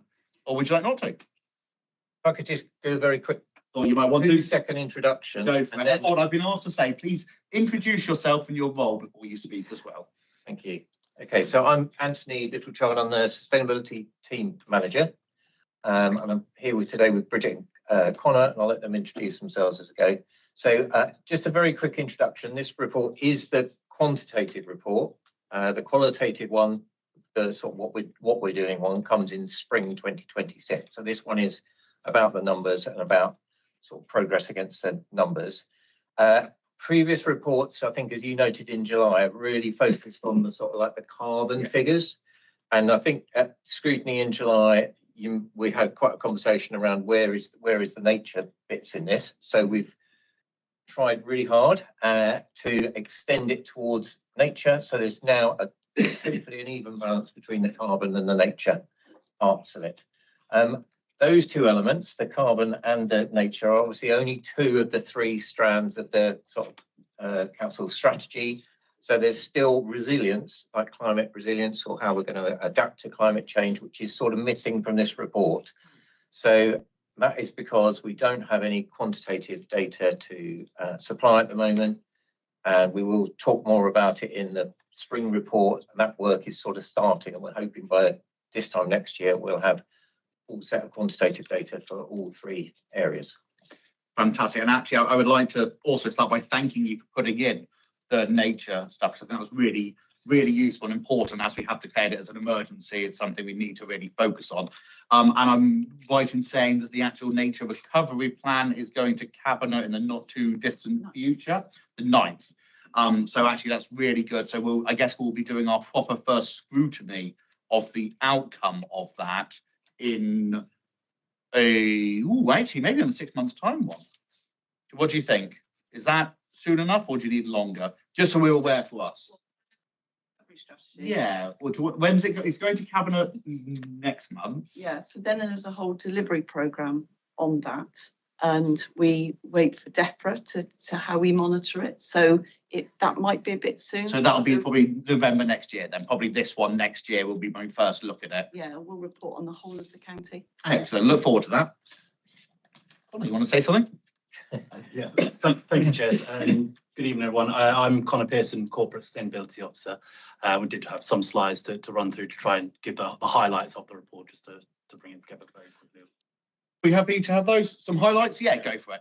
Thank you very much. So the new council plan brought forward our net zero targets by 5 years to 2035 for the council's direct emissions and 2045 for the county.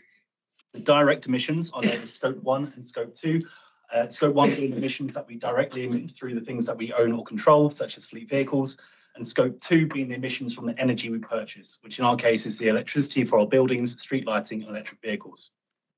Scope 3 emissions are the indirect emissions from other organisations or group for us to carry out our activities, such as commuting and business mileage in privately owned vehicles or procured travel for adults and children's services. These are the emissions that we have less control over, but we can influence through our work with our partners and procurement contracts. So for reporting on our operational emissions, I did notice in the reporting pack that some of the graphs had been a bit moved around as part of the formatting, so hopefully these give a clearer picture. The green line below shows the new target trajectory for our scopes 1 and 2, those direct emissions, aiming for a 40% reduction in emissions compared to the baseline by 2025, 80% by 2030, and net zero 100% by 2035. The black line shows our progress so far. We've continued to make carbon reductions to our direct emissions and reduced emissions by 35% compared to our 2019-20 baseline. The orange line above shows the target trajectory for all scopes combined, including those indirect scope 3 emissions. The target reduction for this year was also 40%. The purple line shows our progress, which has seen a steep reduction this year, but short of the target at 31% reductions. Sorry, just to clarify that, Sure. that's showing that the difference between the target is actually got twice as wide than it was beforehand. We've seen a reduction, but it's actually twice as wide the difference now from where it was. Is that, am I reading that correctly? So last year's emissions. Just looking at the Yes, graph. yeah. From the gap, the gap on a percentage point basis has increased, but yeah, yes. Okay, thank you. The breakdown by sources shows some of the nuance in our operational emissions, where although the overall emissions may have appeared stubborn in recent years, our interventions have resisted the upward pressure from rebounding after COVID. And we're now seeing this pay off with our largest year-on-year decrease since 2020-21, where many external upward forces are curtailing, such as business mileage and commuting, but we continue to bring down emissions in areas we have direct control, such as buildings, fleet and street lighting. A closer look at our scope 1 and 2 emissions shows where our interventions have been especially effective, such as the electricity for our buildings, reducing emissions by 56% and street lighting by 41%. Our slowest reduction has been fleet at 21%. However, actions since April, such as the rollout of HVO, will only show up in next year's reporting data. Although the emissions from our EV fleet are increasing, they are replacing mileage from internal combustion vehicles and will reduce in time as our electricity continues to decarbonise. For area-wide emissions, as we've covered before, we use national data from the government, which has a 2-year delay. So we're reporting on 2023 emissions today. Same as last time. Again? Same. Yeah, so 2022 from the year prior. So first, the national context, and I apologise for a typo in the report. The national emissions reduced by 4.95% in 2023. In one of the lines, it said 5, compared to the year prior. This was largely due to a reduction in electricity emissions, both because of the decarbonisation of the supply of electricity and a decrease in the demand for electricity compared to 2022. The good news is, because correcting for that typo, it shows that Dorset Council area-wide emissions have reduced at a faster rate at 5.4%. When bringing our area-wide target forward to 2045, the target trajectory was also adjusted in line with the Climate Change Committee's feasibility line. Our 2023 county-wide emissions have reduced by 18.8% compared to 2017 baseline, which is just within target. Sorry, silly question here, and I do apologise for interrupting. 2045 target, the target's 2040. This is for county-wide emissions, so not Dorset Council as our own operations. It's the target that was 2050 and brought forward 5 years to 2045 for county-wide emissions. Okay, so it's not in any of the previous scopes. It's a different. No, it's not the scope. Sorry, this is the second section. I'll show you. I'll show the breakdown on the Before next you page. move on, can I get some clarity on this? Because it really does concern me that the national date is 2050, and yet we're asking our residents to fit in with 2045. Tell me the logic on that. When the national statement is 2050, why are we asking our residents to do something that's not the national policy? Can somebody explain that to me, please? Sorry, Anthony, but I get quite wound up about when we break away from something that is a national policy that everybody knows they've got to work to. I mean, at my age, it's not going to affect me, but it will affect my children, my grandchildren, my great-grandchildren. And I just wonder why the change. I think so. The cabinet member isn't here today. No, he doesn't. And I think that's a political. It was agreed politically and put through full council or cabinet, one of the cabinet, I think, that it would change to that. So I think that's a question for Councillor Ireland at cabinet or full council. The officers didn't set the goal. They were they were tasked with. This is the goal aspirationally, politically, make it happen. Yeah. So I think the question should go to them for that. Is that okay? Sorry, mate. That's fine. Thank you, Chair. And as I said, so as part of that change, we've also showing the change in the trajectory to hit that 2045 target. So to come back to what that includes in particular. Do you mind taking questions as you go with the class? If you're going through it? Yeah, so because a lot of this information is actually in the report we've all seen, but it is useful to draw out the questions at the time. Certainly. This graph seems to show that we're sort of on track for the target we're making here. Yeah. However, our targets are the ones that are about the ones we control. Sure. We're massively off track on. So we're on track for the county emissions, the ones we don't control, including ours, but our own ones we do control, we're getting further away from being on track on them. Is that correct? So why is the county doing better than we are when it's our emergency and we're doing so much effort on it? That doesn't quite make sense to me. So, do you want I can answer. I mean, they're basically measuring completely two different sets of data. Yes. So the obviously, and the other graph, which is split into the scope 1 and 2. This one. Scope 1 and 2 and the scope 3. So I don't know if you can go back to that. So they are different. I understand that. What I'm saying is this one is on track. So whatever's happening over the whole county is working and is on track. That's great. Ours is getting further off track, and we're specifically focusing on it. So why is ours getting further off track when the county's on? If I show you the next slide, I hope that can share a little bit more. There is a question from an online, just so you know, Chair. Which is lovely, but Which you haven't, if you hadn't seen it. So it has to be in the room, as you're aware, because I say officers have to be here to present, so I say for members. So we are one aspect of the county-wide emissions, and I'm going to zoom in, and I hope this will show up, but if it doesn't, I'll give a better, there we go, it is. So we are one aspect of that grey line at the bottom, which is public sector organisation emissions. And you can see that is decreasing over time, but because it's taking all emissions on a relative scale, things like domestic has seen a much steeper decrease in that period of time. On a relative scale, is showing a greater decrease over time. Yeah, so that's what I'm saying is that those ones are performing in the way we expect them to need them to make the 2045 target. Ours isn't.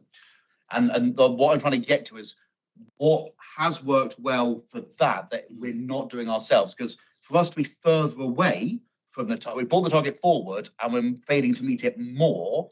To me, that strikes as a bit of an issue we need to look at, find out what's gone wrong there, what needs to be done to bring us back towards it so we can help enable you to meet the target.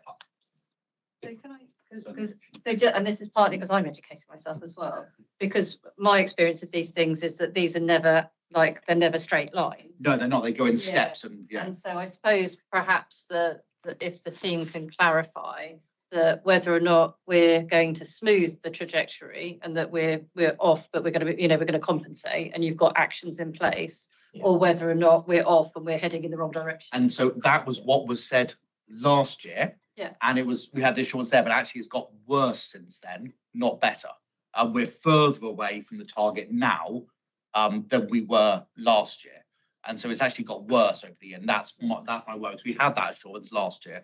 So first of all, to address the relative comparison, the reason I come back to this is because that red line in particular is doing a lot of their heavy pulling on a large one, and it's not like for like. We can't compare the scale of all the reductions in a organisation compared to domestic reductions, which is going to be heavily based on electricity or on retrofit, which is one aspect of what we're doing, but we have a much wider scale of types of decarbonisation to do, including our fleet, including our large vehicles. These aren't comparable to the sort of things that we'd expect domestic reductions.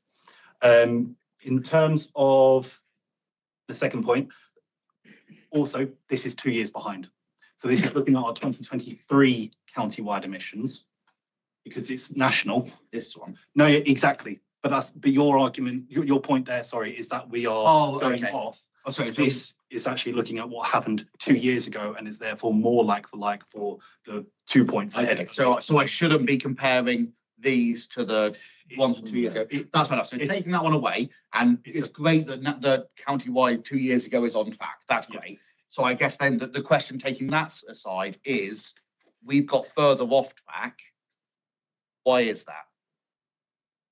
because obviously we were trying to close the gap and get more on track over the last year, Sure. and actually we've got the other. Yeah. Could I just ask that they put up the slide in reference? to what Yes, you're yeah, asking, can you just so we pop can- up so we can sorry, connect what's that up there within the room? earlier? Yeah, absolutely. Yeah, and if it needs any explanation, I can help point out. There we go, that one. So you can see that if you look at the top line first, the blue line has got further away from the orange dotted line than it was a year ago, and the same with the one below it. So we've actually got further away the gap in the target, even though we have reduced amazingly, which is great, but the gap between what we are aiming to be at and what we are at is got wider. And that to me is what's gone wrong there. Well, not gone wrong. How are we getting around that? What are we doing to try to get it back onto where it is? I will say that'll be at the end of the presentation, which will be our next steps ongoing, which I hope we could. Can I just help a little bit on this? Because on that top line, we've got to take into account the years when we were in a pandemic situation. That's the big drop there. There's the massive drop at the start. Yeah. But then we flatlined. Yeah. Because of the repercussions that we were experiencing. It was my portfolio in those days, so I'm going to defend it. But it flatlined. But it's nice to see we're now starting to get some progression happening. And we are. They've done really well at reducing it. My concern is if we're going to make the target, we are getting further off target. And that is obviously why have we got further off target this year? Yeah, Anthony. Sorry, can I? Oh, don't need this one. Just in response. So you're right. What the graph is showing is that we are off target, which is what the report also says. Yeah. But it also says that you can see the sort of the trajectory that we're on is now over the last sort of year a much firmer downward trajectory. What the report also highlights is that we've done a really major measure this year, which is the switch of fuel for all our fleet vehicles, and that will bring us back on track. That's what we're estimating. So fantastic. So actually that gap will be made up from something that's already put in place. Yeah. Okay. Yeah. So that was okay. So that's a good answer. Thank you. But also, we're not working on scope 3 at the moment, are we? We are, yes. We are doing work towards the scope 3 emissions. So some elements of that scope 3 are things which, for example, business travel is in scope 3 or commuting is in scope 3. My only point would be that because one of the lines is focusing on scope 1 and 2, which are the majority of the work, you're never going to meet the top line because you're not doing all of scope 3 yet, because that's what the top line incorporates. So you're always going to have a gap there of not meeting it until you actually get into the brass tacks of scope 3, aren't you? Which they are in. Yes, it's much. They are in it. They are in scope 3 brass tacks. That is highways, materials, business mileage, all of that sort of stuff. We are actually doing it. And that's somewhere some of the biggest savings have come from so far. Oh, thank you. The only reason I asked that, Chair, is because we've got the scope 1 and 2, and I wonder why that's separated if we're doing all of the, you know what I mean? Maybe. Yeah, if you want to explain why you've chosen to separate those that way. So again, going back to the cabinet paper in March, which is when it was agreed to change the targets, it was agreed to change the targets for the scope 1 and 2 emissions, because those are the elements of which we have more direct control. Yeah. And to bring those forward to try and meet those more quickly. And we're doing quite well, as you see, we're quite hugging that line quite closely. And once the next year, we'll see that dip way below that target line. The top line is scope 1 and 2 and scope 3 emissions. Yes. So it includes the bottom line as well as the scope 3 emissions. And as you say, that scope 3 emissions are the ones which we have less control over. They're the things from our services, particularly that we've procured and various things. So some things are locked on until we get to the point where we can influence them. So we have less control over those elements, although some of those elements, such as things like business travel, we are already starting to do work, or the council is starting to do work. You highlight two of the biggest things you've done within scope 3. With the highways, materials and business mileage in section 2.5.4, you actually highlight the scope 3 as being particular success this year. Yeah. Sorry, Chair, the only reason I ask is because I almost sort of think that including scope 3 and targeting 0 is unrealistic, because we have no control over getting to 0 but by our own mission, and working with partners who we don't control. So therefore it's never going to, let's be honest here, members and officers, it's never going to be zero when you're relying on other people, or you can't forecast zero or even target zero. If you rely on other people to make the decisions for you, it's much more pertinent to look at what we can control and focus on that only, I think. Alex, I completely agree with you. However, the council disagree with you, and they declared an emergency and a commitment that they would get to zero for all of it by 2035 and 2040. I agree with you personally. I see the merit in that. However, Cabinet have decided there is merit in it, and so we don't set the goals. We measure the progress towards the goals they set. But absolutely, feed that into your group, and I agree with you. Can I just sorry, Chair. Could I just add one thing to that as well? So I tell you, Scope 3 emissions are very difficult to influence, and we can do it through our procurement processes, and we're doing some work to develop a sustainable procurement tool which will help us to do that. The other side of this is that we need to also think about things like how do we, if there is a gap between our emissions and we want to close that gap, how do we close that gap? There are different ways of offsetting to some degree that element of carbon emissions that you don't actually reduce. So even on a national level, it's recognised that you can't get everything to zero, but you can do other things. We could be on zero today if we just took a massive loan out and bought loads of carbon credits. Yeah, it would just be not in the spirit of what we're trying to do. Absolutely. Yeah, it's But we'll probably hear in a minute. You got nature-based solutions, for example, is a way of sequestering carbon out of the atmosphere that you can then count towards your target. So there are ways of doing it, and we're looking at all of those different things at the moment. Yeah, thank you.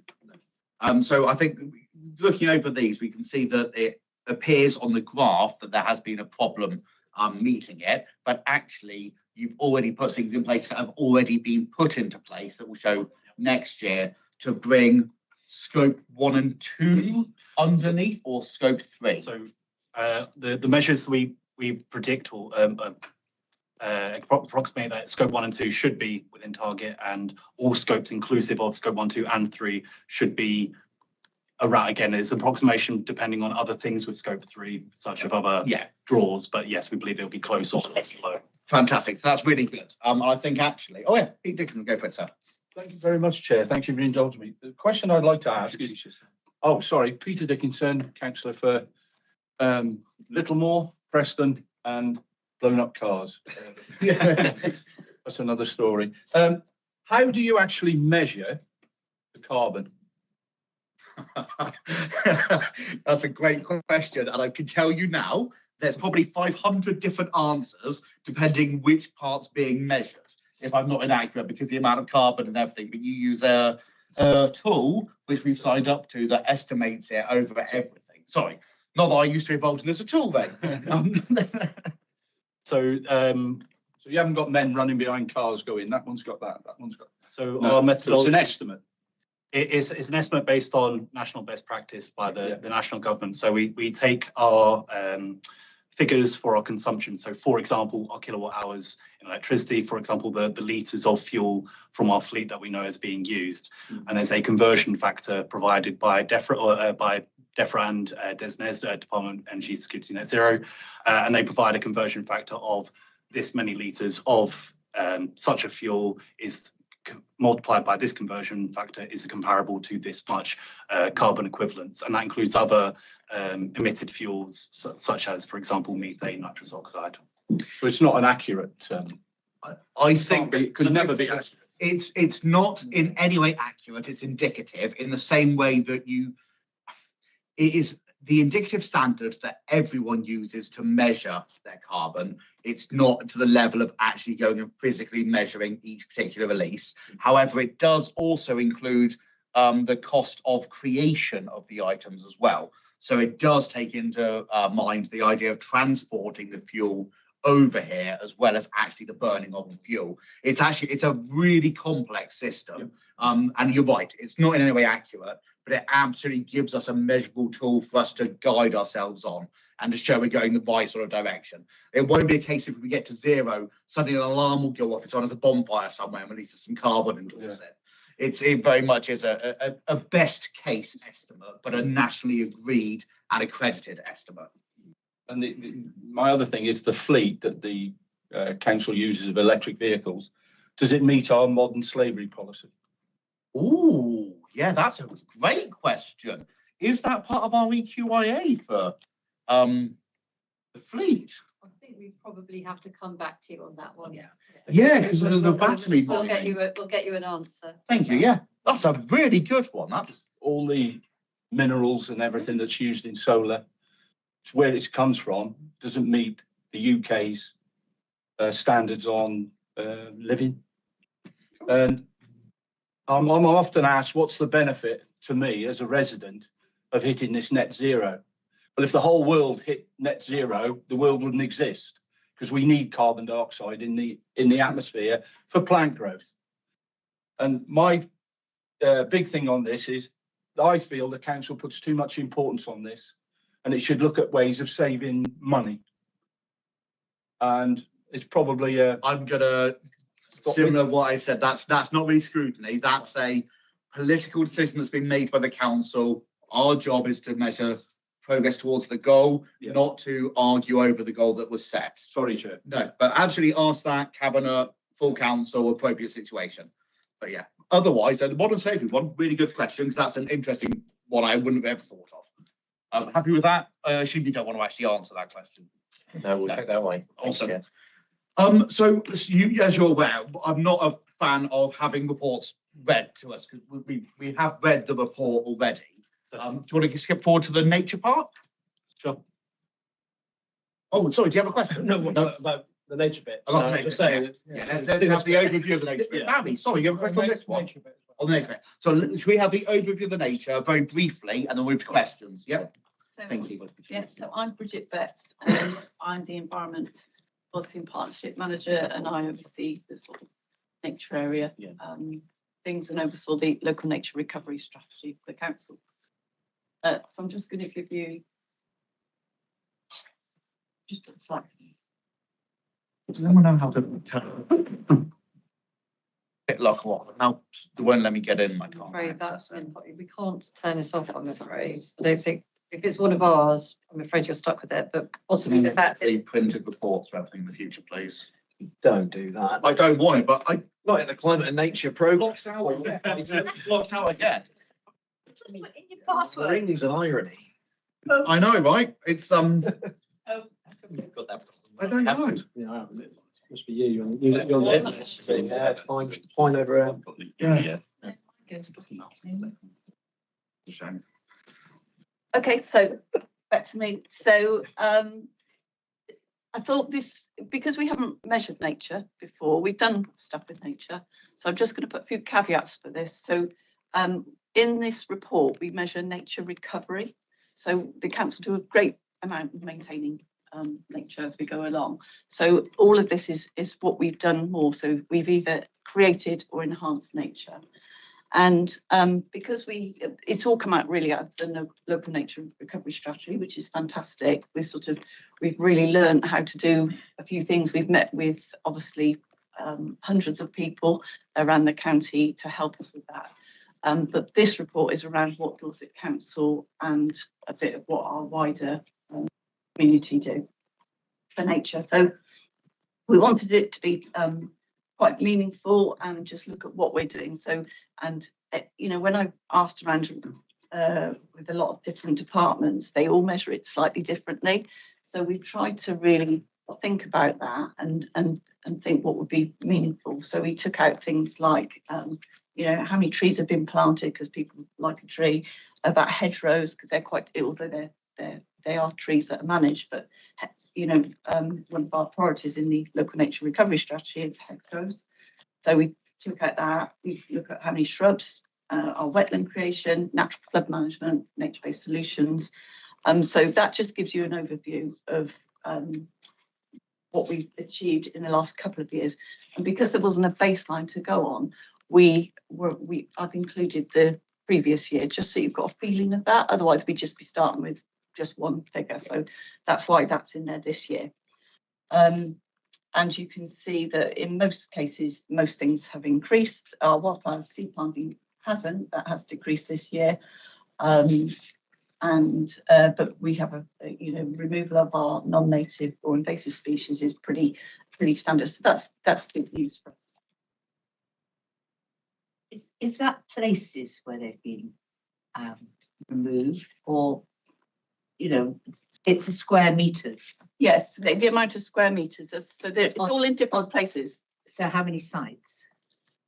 My lord, I couldn't answer that just at this moment. Okay, and can I ask who are you working with to do this? Is this Dorset staff, or are you working with the voluntary groups which are doing this as well? No, I'll come to that in a minute, but the voluntary groups, so this initially is all council, so these are different teams, so it's our landscape department, it's our green space. But they've been out there pulling out from their enforcement. Yeah, yeah, so this is all stuff that we have done, all In team. good relating to Dorset Council land. Yeah. On Dorset Council land, not on. Well, sometimes it's on land that we manage, even if we don't own it. But sometimes we manage other people's land. Oh, sorry, Chair. No, you're fine. You're absolutely fine. Don't apologise to me at all. I'm looking through trying to find where this is in the report. 4.2. This slide. This slide here. But it's not on this slide. Well, this slide isn't in the. This is what we've pulled out, but this information is in there. Yeah, that's what I thought. I was just trying to follow along. No, you're fine. Sorry.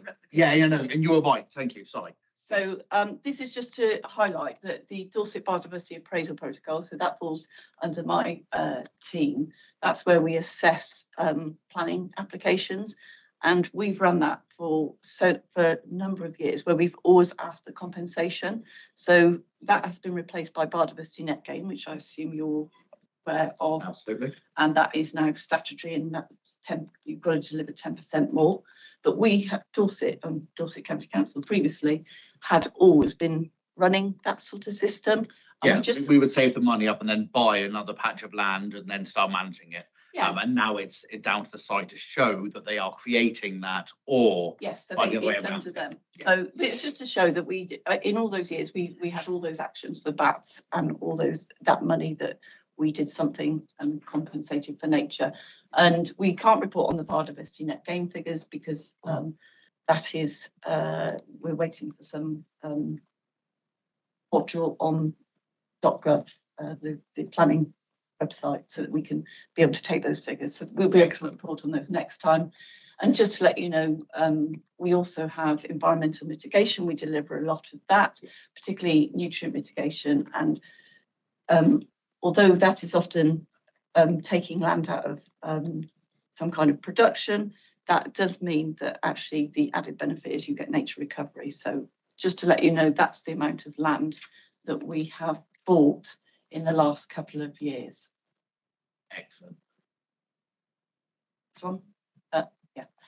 So this comes down to the county-wide. So we thought this is what we're trying to do. So as part of the local nature recovery strategy, everybody wanted to start delivering before we got to the end. So we created Nature Recovery Dorset, and that's a place where those community groups, farmers, land managers can put what they're doing on a map. So that's available on Dorset Explorer.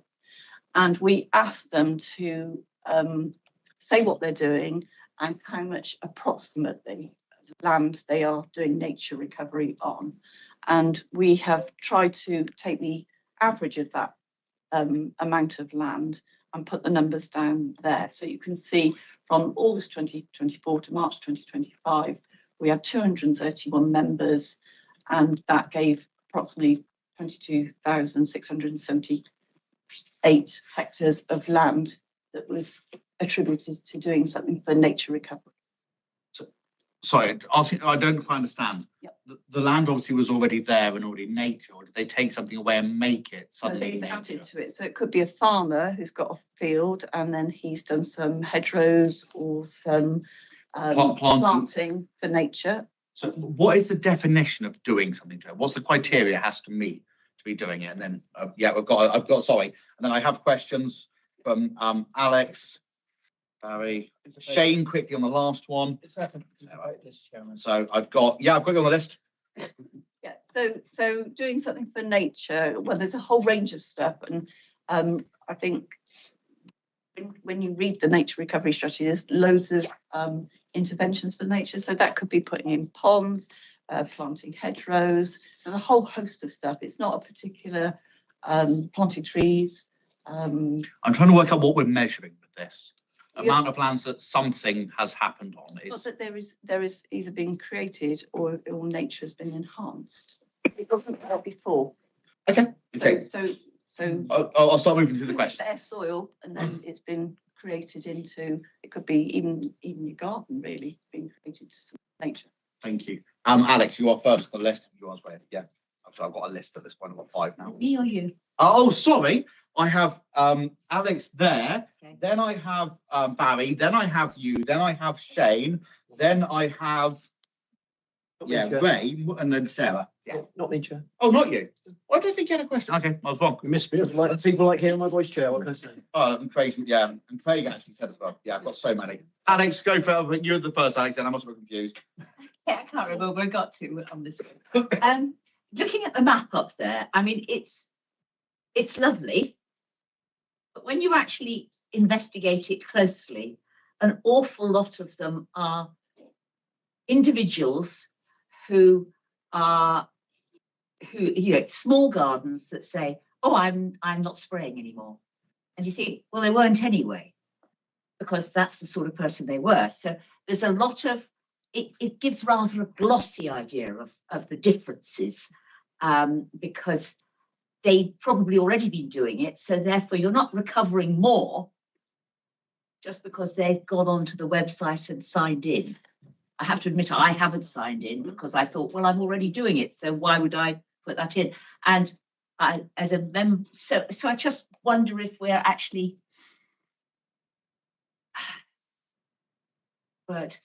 puffing us up a bit. I think this is an indicative start, but Okay. actually, It's as a there is not a baseline. definition of what the minimum has to be for what's improvement on the land, it's very much just indicative and not a data we can actually use. It's good as a baseline because in future we may be able to see more people joined in or more acreage. And some of these people would have done a huge amount on the lands, and others would have tick boxed, because that's always the nature of these things. And I think Barry might be coming in to tell us about some huge stuff done on land, assuming it's with your farming stuff.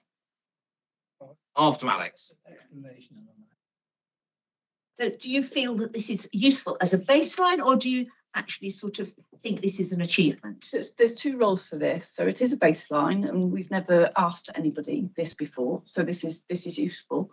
It was a tool so that if you were a community group or a member of the public or a farmer, you could see where other people are doing it, and that meant if you're a community group looking to do something, you could see what another community group were doing, and that would inspire you. So they've got, those people have to write what they've done, and they also have to, they often give their contact details or a website or something like that. So it's supposed to be inspiring. If you look at the local nature recovery strategy, which is due to, fingers crossed, be published in December, that will show a much different map. So that it's called high opportunity nature areas, and that provides probably the detail you're looking for as to where are the high opportunity nature areas and what different activities can be done for those. So, and we will measure against the local nature recovery strategy as opposed just to this. This is quite broad, I would say, but it would be nice to see, already we're up at 281 members and we haven't really done much promotion on it. It's enough, people like to be part of something. The people that have been campaigning for it hard are going to jump straight onto it. And it has been a massively campaigned for thing from all sorts of people. Happy with that, Alex? Understand the answer. I understand the answer. I just wanted to see where, it comes up and you think, so what's the purpose of this map? I think that currently they're trying to give information and evidence for us, which we asked for, but they have their hands tied slightly because they can't create it until the local nature recovery plan has been agreed and implemented, at which point we'll have much richer data and my favourite things, KPIs. Just come back with one more, which is probably not for Bridget, but it might, I don't know who can answer this. When we come to BNG and 10% biodiversity net gain,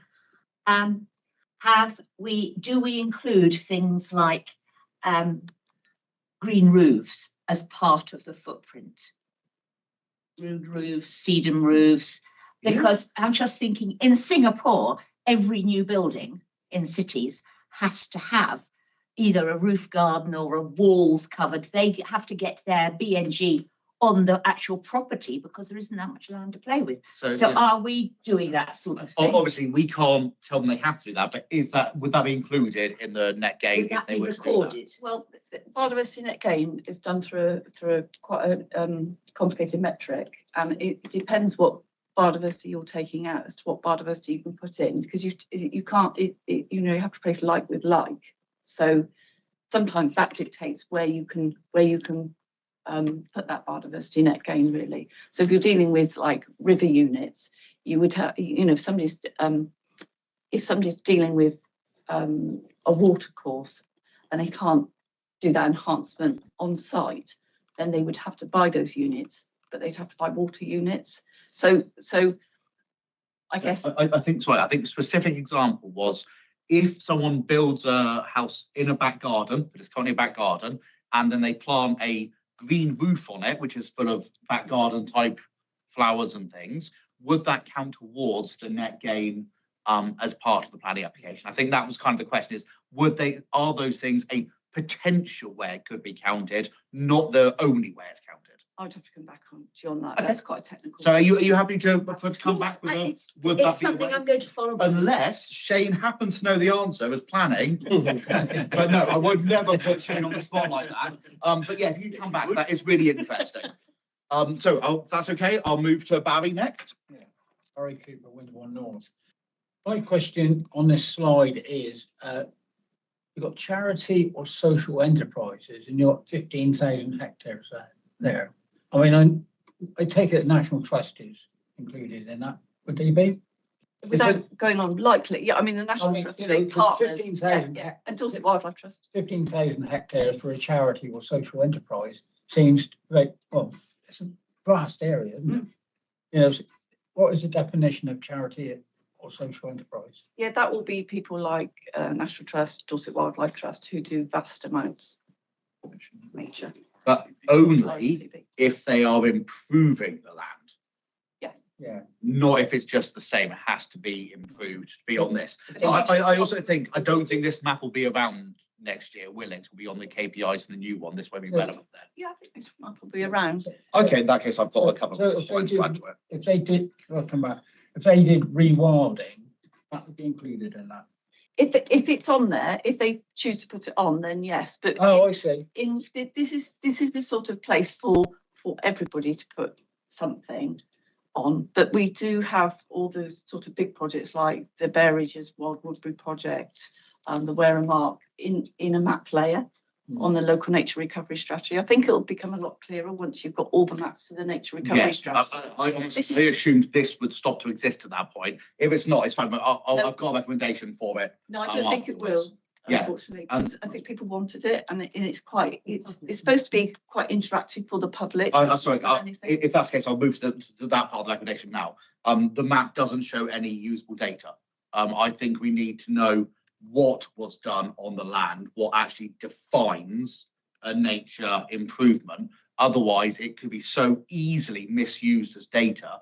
You can record anything on there with just a story. There's no validity to the data on it, and there's nothing we could use to tell us anything from that, aside than 231 members decided to fill it out and say they've done something. But without the actual information of what was done, a measure of the level of how that was improved, there's no information on it. There is, when you click on them, there is information. That's just have you been on the map to have a look? No, but Oh, okay. have you checked and validated the data for the people We do who went check into it, it? of course, yeah. When We it comes do? in. Well, And we go and make sure they actually have done it. No, we don't go out. We don't go out to visit. No, that is done on. Yeah. I guess. Yeah. So as I'm saying, the data isn't of any. You need a level of validity to the data. And as I asked earlier, what the definition of the minimums were, and you said there aren't any. It's kind of it's anything. It could be a whole range of different things. If that's the case, that's not showing us anything. It's not. All it's showing is that 231 people out of what 750,000 chose to fill it out, which I don't see the use in that. I think we need some more defined boundaries for who can fill it out, what they represent, what that actually means, if it's going to give us useful data. May I Yeah. check? So, because when I look at this, I think there are sort of like, there are two very clear data points and then the start of another one. So one is how many people are involved in the activity of Sure. nature recovery. That feels like, okay, that's a good baseline, and that's something you will, well, it's a good baseline, which will be improved upon through the process that we're going through. How much land is in contention as for this activity? That's a, Except it's not giving you any what was done on the land. no, sorry. It's just the quantity of land that someone owns and says, yeah.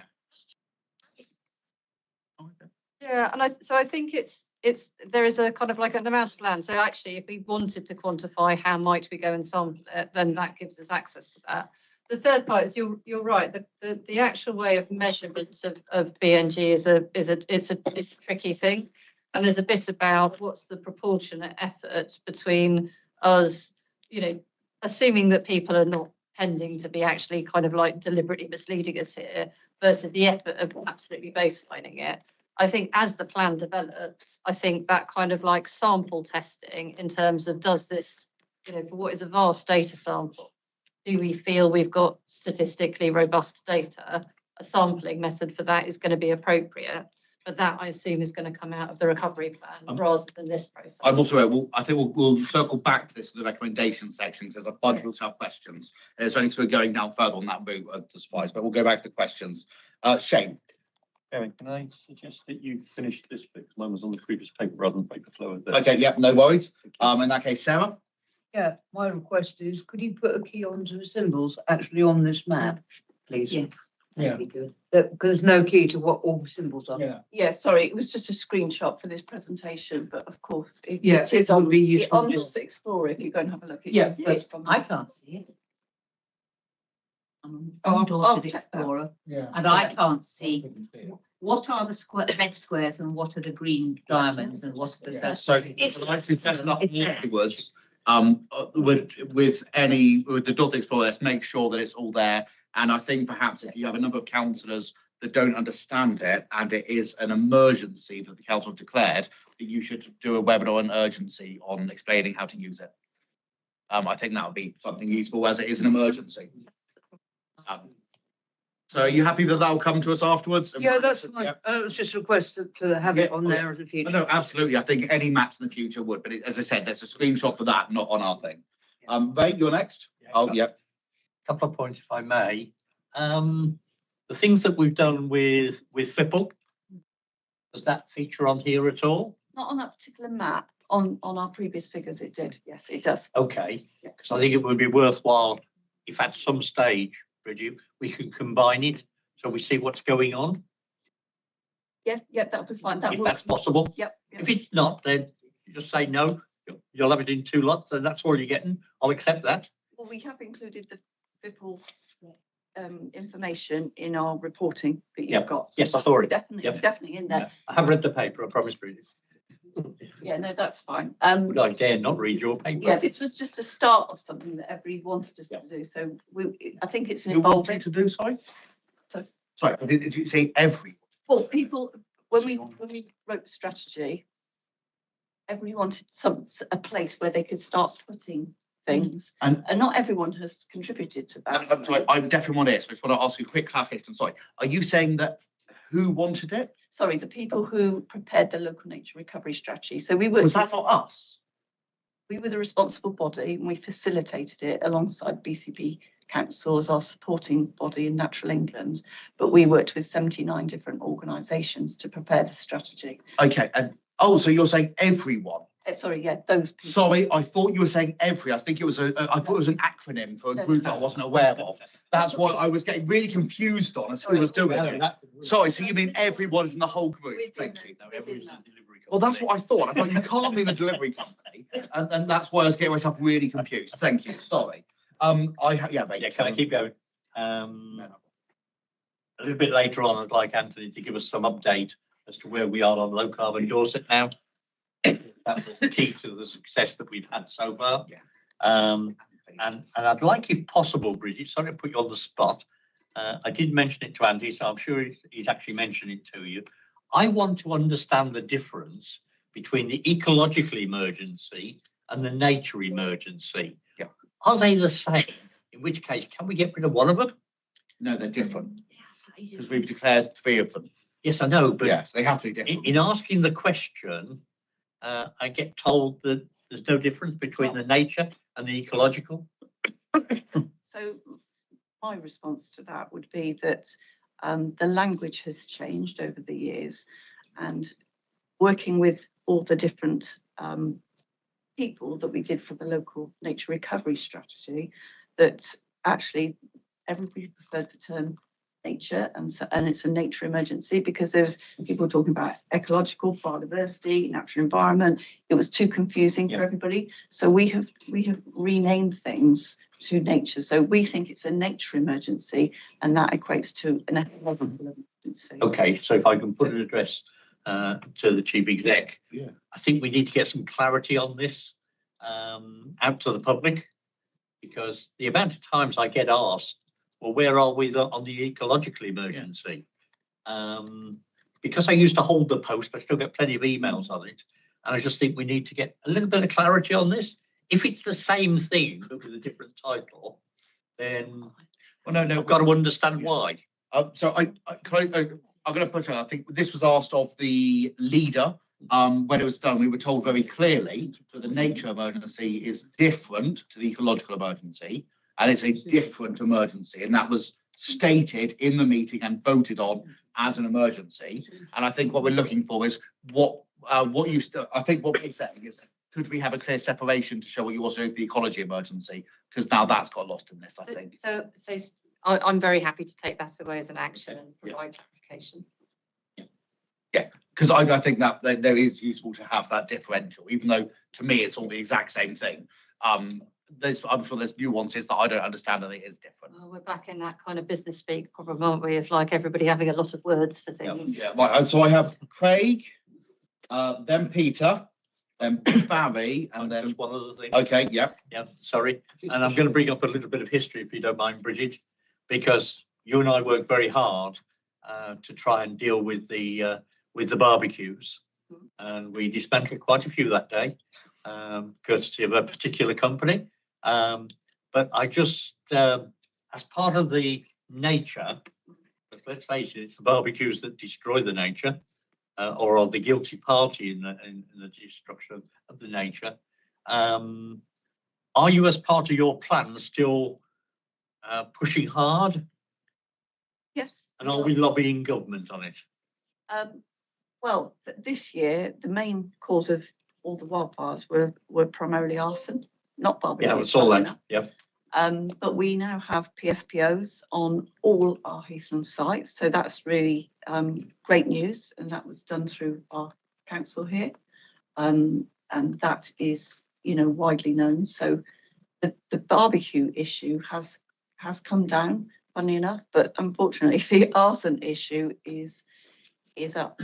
And it's a bit harsh, isn't it? Yeah, it is a bit harsh. Yeah, but we do, obviously, through Dorset Heath Partnership, they run Operation Heathland, and that is being looked at. So we work with the police, the fire service in that. So there is work going on, and in 61 schools work on arson. So we are looking. In which case, can I just ask, if you don't mind, Chair? I think there's an opportunity for us to put out some comms as to the fact that you put the PSPOs. I know there was some comms when you originally did it, but I think people need reminding every now and again that if you want to do something on this land, there are repercussions. Signage on the heathland. I live next door to the heathland. There's no signs that say you do this, you're in trouble. And I just think there's an opportunity for us to seize on getting a message out. That's when you're going to disagree with me. That's very specific, and I don't think it's for scrutiny. Yeah. I'm really happy if you want to drop me a note about it, but probably it's not part of the effective report. Yeah. Craig. Thanks, Chair. Been a while since I spoke last, so I'll introduce myself again. Councillor Craig on Bedminster Ward, and three questions around sort of trees and hedges and kind of sort of follow-ons from that. It's something I'm quite interested in. I think I'm actually an orange box up there. I planted 6,500 trees and hedges last Christmas for my sins. So I'm just interested to know what planting trees and hedgerows for Dorset Council looks like. And then a follow-up question to that would be how we'll work with towns and parishes. I've got an example actually of what we could be doing better, but I just wonder what we're actually doing with trees and hedges at the moment.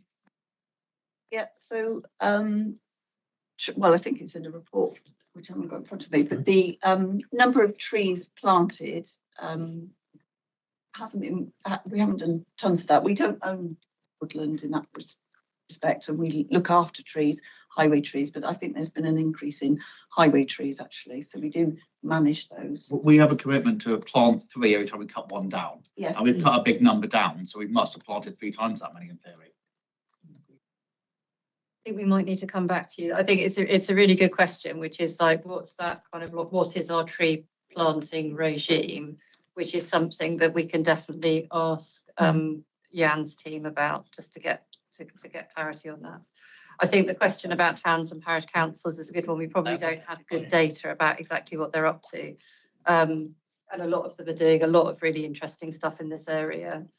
So I'm sure they're on the map somewhere, but in terms of like specifics, in terms of tracking their activities, I don't think we're quite there yet. Because apparently we've taken like over like 11,000 out in raised areas. That came over in my area. Should we 33,000 we planted? That was in relation to nature recovery of the heathland. Yeah. Oh yeah, no, but we have our thing is if we cut one down, we plant 3.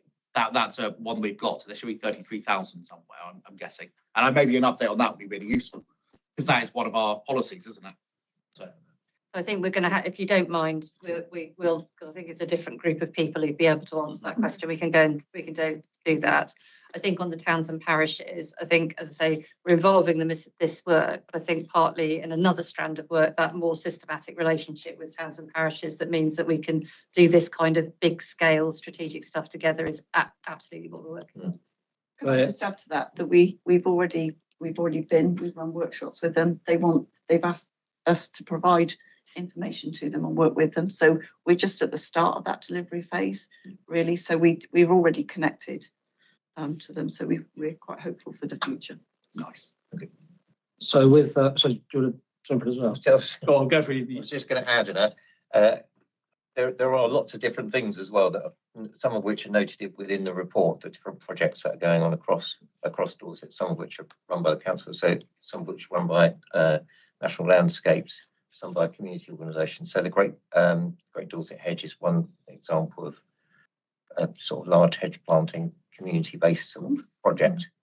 There's also a community tree scheme that the National Landscapes team run, and farming protected landscape stuff has also done all sorts of tree and hedgerow sort of planting directly.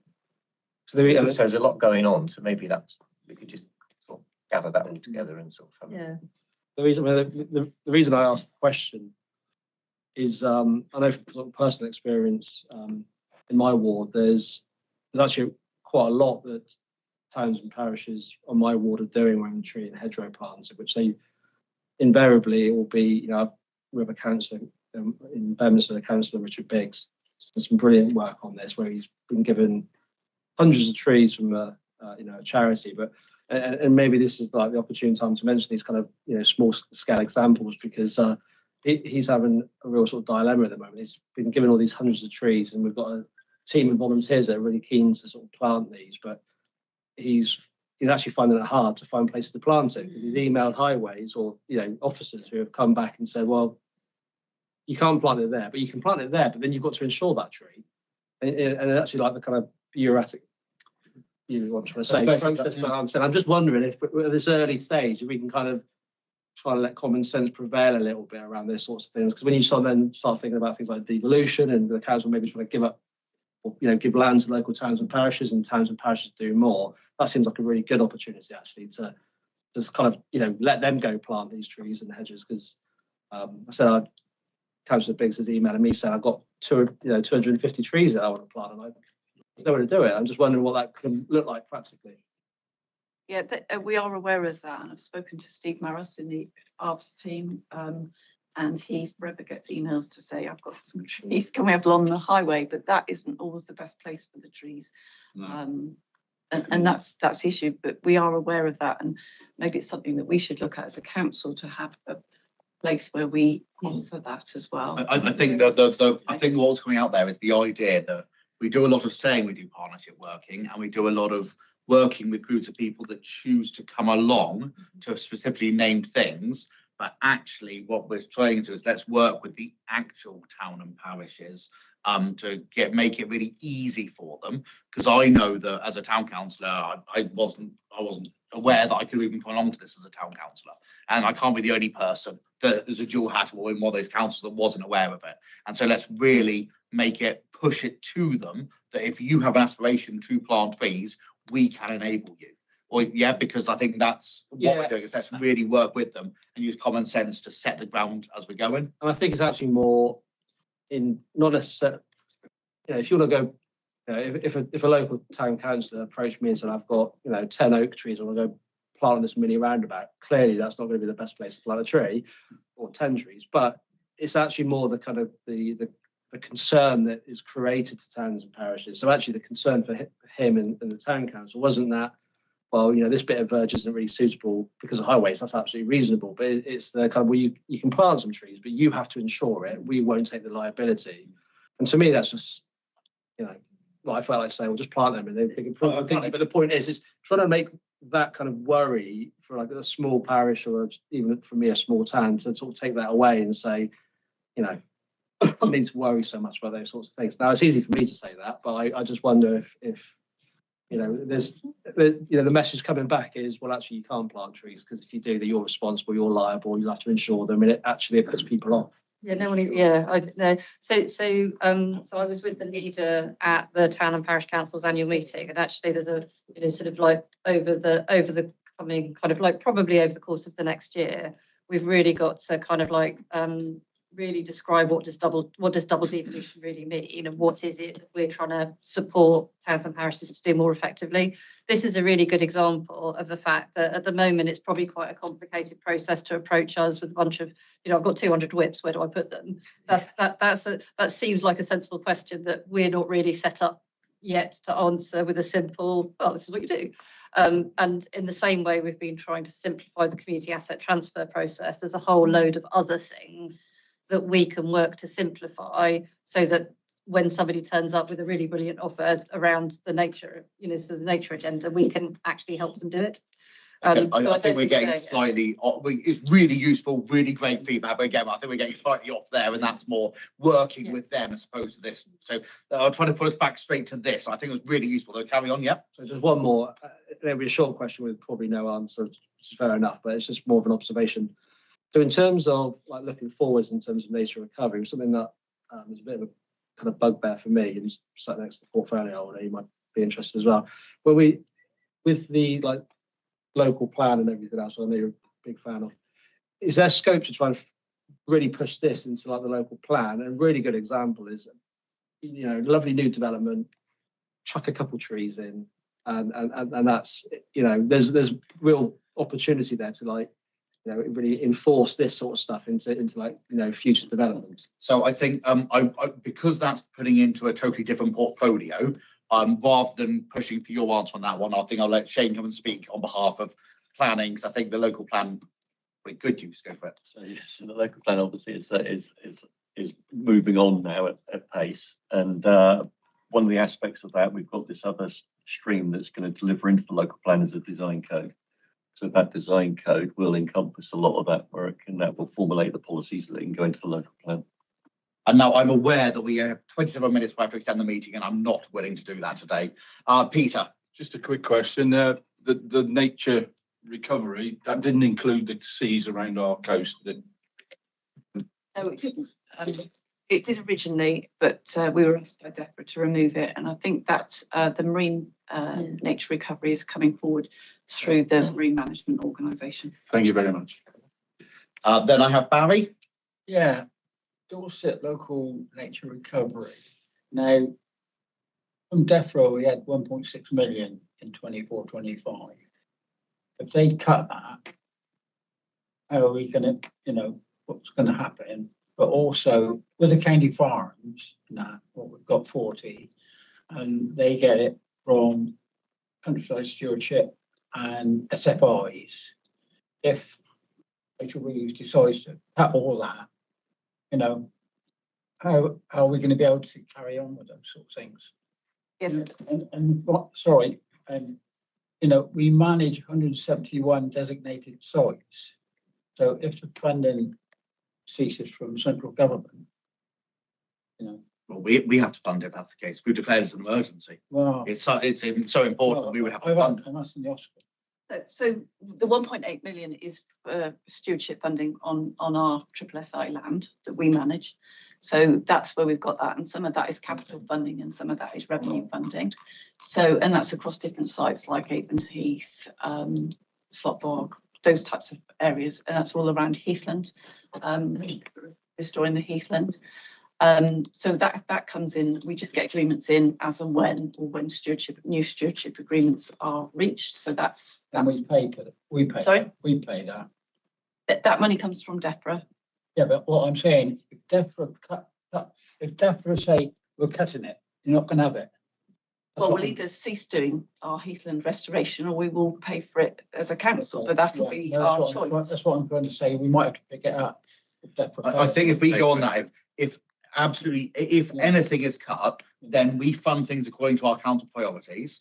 And this is one of our two main priorities. Oh, yeah. Our most important priorities are climate change and those things. We've got the emergencies to call for it. But politically, that would end up being a political decision taken by the council as a whole. If that happens, we can't really play in the what ifs, because what if they stop funding schools?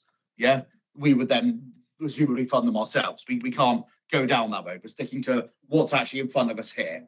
But I would come from that part of the LNRS on there.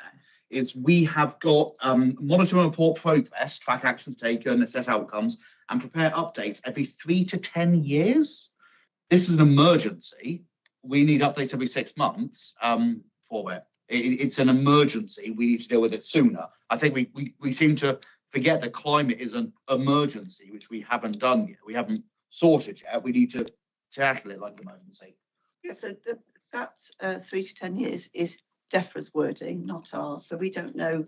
It's what you've put for nature recovery. Yes, so that local nature recovery is a county-wide thing that is, we've been given that, we're a responsible body, given that duty by DEFRA. Yeah. So we have to follow their guidance, and their guidance at the moment is they're going to review these strategies in 3 to 10 years. As soon as we know, I mean, obviously we will review it yearly, but it's the bit that matters to me is track actions taken, assess outcome, and those I think needs to be 6 monthly because it is an emergency that we've declared. So we need to be tracking it more regularly than that. I would not feel we were treating it as an emergency if we weren't tracking it that much. I think that to me that's a bog standard basis, same as the climate, which is an emergency. We when we make a massive declaration, we have to follow through with it. Could we take that away? Because nature's quite slow. I mean, I think there's a bit of we have declared it's an emergency, so we need to be assessing it, and it follows on to what in the future can we have the KPIs? How are we assessing how we're dealing with it? Yeah, so I do agree with you, but we do have to follow the statutory guidance by DEFRA, and they are going to provide what that monitoring is. That's why it's been so difficult. We don't actually know what we are going to monitor yet. Because that's what we monitor for DEFRA. For us, because this is our local nature recovery strategy, tracking actions taken and assessing outcomes every 3 years, frankly, to me, is not treating it as an emergency. And DEFRA have given this to everyone. We've said this is an emergency. We're doing more. Can I just for clarity, what you're looking at there, I think. It's actions taken, the assess outcomes might be separate because it's in the list. So no, we've just been told. Clarify. Yeah, we've just been clarified. This is what DEFRA said. Yes, I know that, but I think the 3 to 10 years might only apply to prepare updates. Yeah, the review. No, because of the we literally had this question, and it's been very clear. We've been talking about the track actions taken and assess outcomes. The review of this Dorset local recovery strategy that is the county-wide, not Dorset Council's, the county-wide one, will happen every 3 to 10 years. That's what they've said. That's not what I'm asking. But the monitoring, we will need to report back to DEFRA, but we are waiting to see what we need to monitor because you've got 47 local nature recovery strategies around the county. They want them all to monitor the same. So until that's fine, you can do it to DEFRA then. I'm saying that for us, we have declared a nature emergency. We need updates more regularly than that. Not DEFRA, I'm not talking about those. It's about us because we monitor our things, not DEFRA's. DEFRA monitors. Can I just check that I've understood? Yeah. So the overall plan that so there's a lot about that we're the accountable body rather than the people driving this particular format. We're driving the activity, but not the format. So the 3 to 10 years is a bit of a red herring because that's basically, I think, DEFRA trying to figure out how often are they going to get around to these things. They've not yet defined what their more regular monitoring will be. Yep. We would, it's going to be, will it be annual? Will it be 6 monthly? What we would like to do is to whatever monitoring we do, we want to build out from the DEFRA stuff rather than do something different. Well, no, because we have declared an emergency. DEFRA doing the standard basic. We have declared this as an emergency. We don't know that. We do not. DEFRA might surprise us with loads of monitoring. But I'm saying that if we have declared it as an emergency, we are not doing our business a service if we don't monitor it at least 6 months. Same as climate. So if I may just finish, so I think what's going to happen is DEFRA will finally figure out what it wants to monitor. We will then be in a position to say, well, this is our basic monitoring that we have to do because of the funding. This is what we want to do, and we'll be able to get into a performance monitoring regime. But until we get that instruction from DEFRA, there's a risk that we end up doing a load of stuff that we then have to redo because DEFRA have said something different. So when do we think the DEFRA advice is, or is that just a bit of a, oh, who knows when DEFRA? How long's that piece of string? No, if they are, we have a big event coming up early in the new year. So that, everybody is waiting. Half the country have published, our sort of stage due to be published, and then half is still waiting to be published next year. So I think they're just waiting for that. But what we can do we are conflating two very different things. What the DEFRA instruction is, and what we're working with DEFRA on, is part of our nature emergency, not all of it. And we have declared a nature emergency. And I will be recommending, we'll go to a vote and I can lose the vote, that we have an update on it every 6 months because it's an emergency. We have declared that. We should then stick to it. And I would like 6 monthly updates. It's an emergency. I think what you're trying to say is the council should have its own Yes, parameters. absolutely, KPIs. And we can, I don't know, we can measure tangible. Yeah, because the report in here doesn't say that. Sorry, I'm going to keep this to committee first. Anthony, I think Anthony's got something helpful. Oh, sorry, I can't see Anthony at all from here, so it's difficult. Yep. I was just going to say, so obviously this is the first time that we've included nature within this report, which reports against the council's sort of climate strategy as such. But I think the expectation is that we would include nature as a key element as we go forward, which we report every 6 months. So we report the quantitative data every year, and even the carbon data is based on the available data that we get from national government for the Dorset data. So again, it would be sensible we would build in whatever comes from the national KPIs for local nature recovery. So in reality, can we have 6 monthly reporting on both of them? Stick to quantitative on both. Qualitative takes a lot more time and isn't as necessary. Put the qualitative around it, but actually we're measuring quantitative. It's an emergency. And so we'll move that to 6 months for both, unless, do you want an official vote for the number of hands on that? No one's asking for it, so we'll take that as recommendations. Craig, you did want to come back on it? Yeah, just 1 second. Yeah. Oh, sorry, I can't see you at all, Anthony. Sorry. Sorry.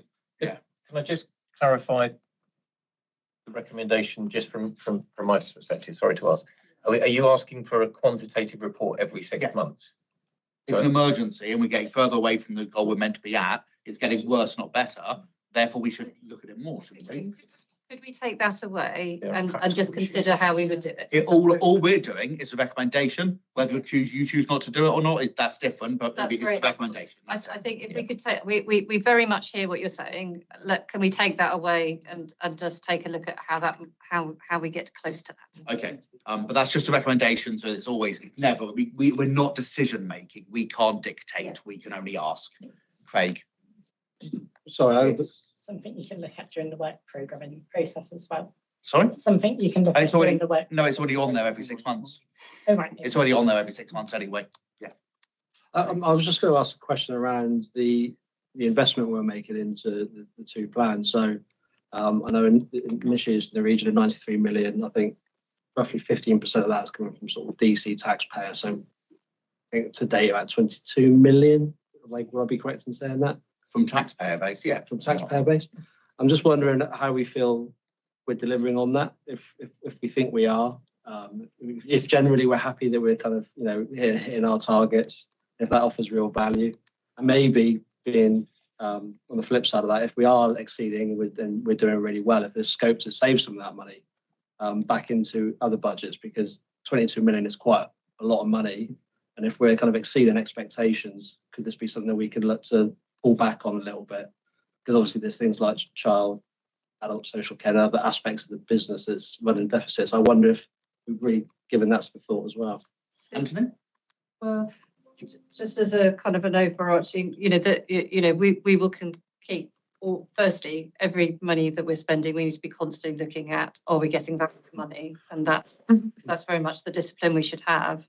And then actually everything gets looked at in the proportion of the budget, so that we can continue through the commitments that we've got, but we have to keep looking at things in the round. Okay. So, which actually, sorry, did I say what you were going to say? That's positive to hear, because there's a belief that we're getting into budget stuff, but emergencies overrule most other things because it's an emergency. And so I guess we were thinking it slightly differently, but actually that's a budget conversation, not for today. It's a budget conversation. Yeah. Yeah, I think that's a budget It is, conversation. Yeah. So did you come in? 'Cause I think you. Yeah. I keep giving way to everyone apart from Shane. I don't want Shane to talk, but much more important than you, Shane. So I think it might help me with my question as well. There was a cheeky wing for those that can't see online. Was there? No, but it's a budget conversation. I think the graphic that's in the report is just trying to show basically our success in bringing in external funding to support the programmes that we've been talking about.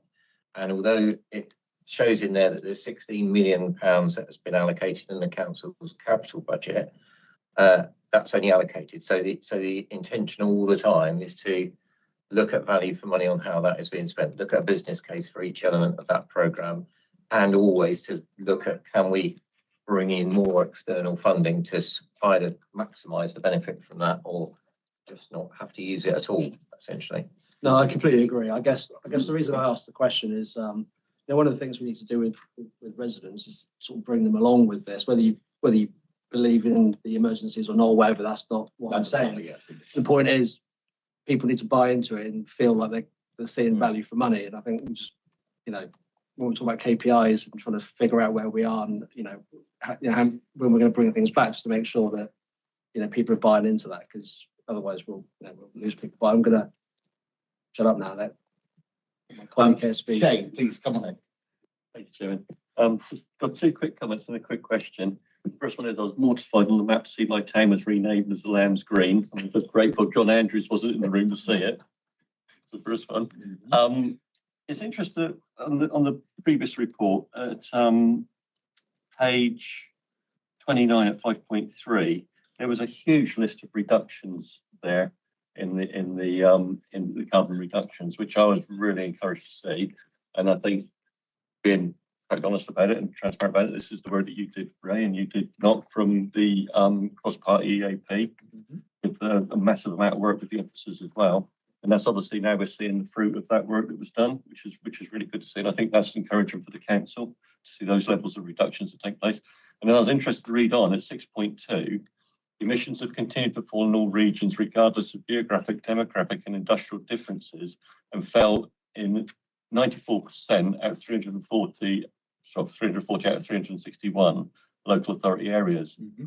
What interests me, Chairman, if I may, through you, is whether we have an understanding where we are in that league table as Dorset Council. Now, I appreciate that obviously when we take council areas, county areas across the country, the demographic of those, whether they're more industrial, whether they're more rural, what urban developments they've got within that. So again, you might have to break it down. You can't do it as a base across the entire country.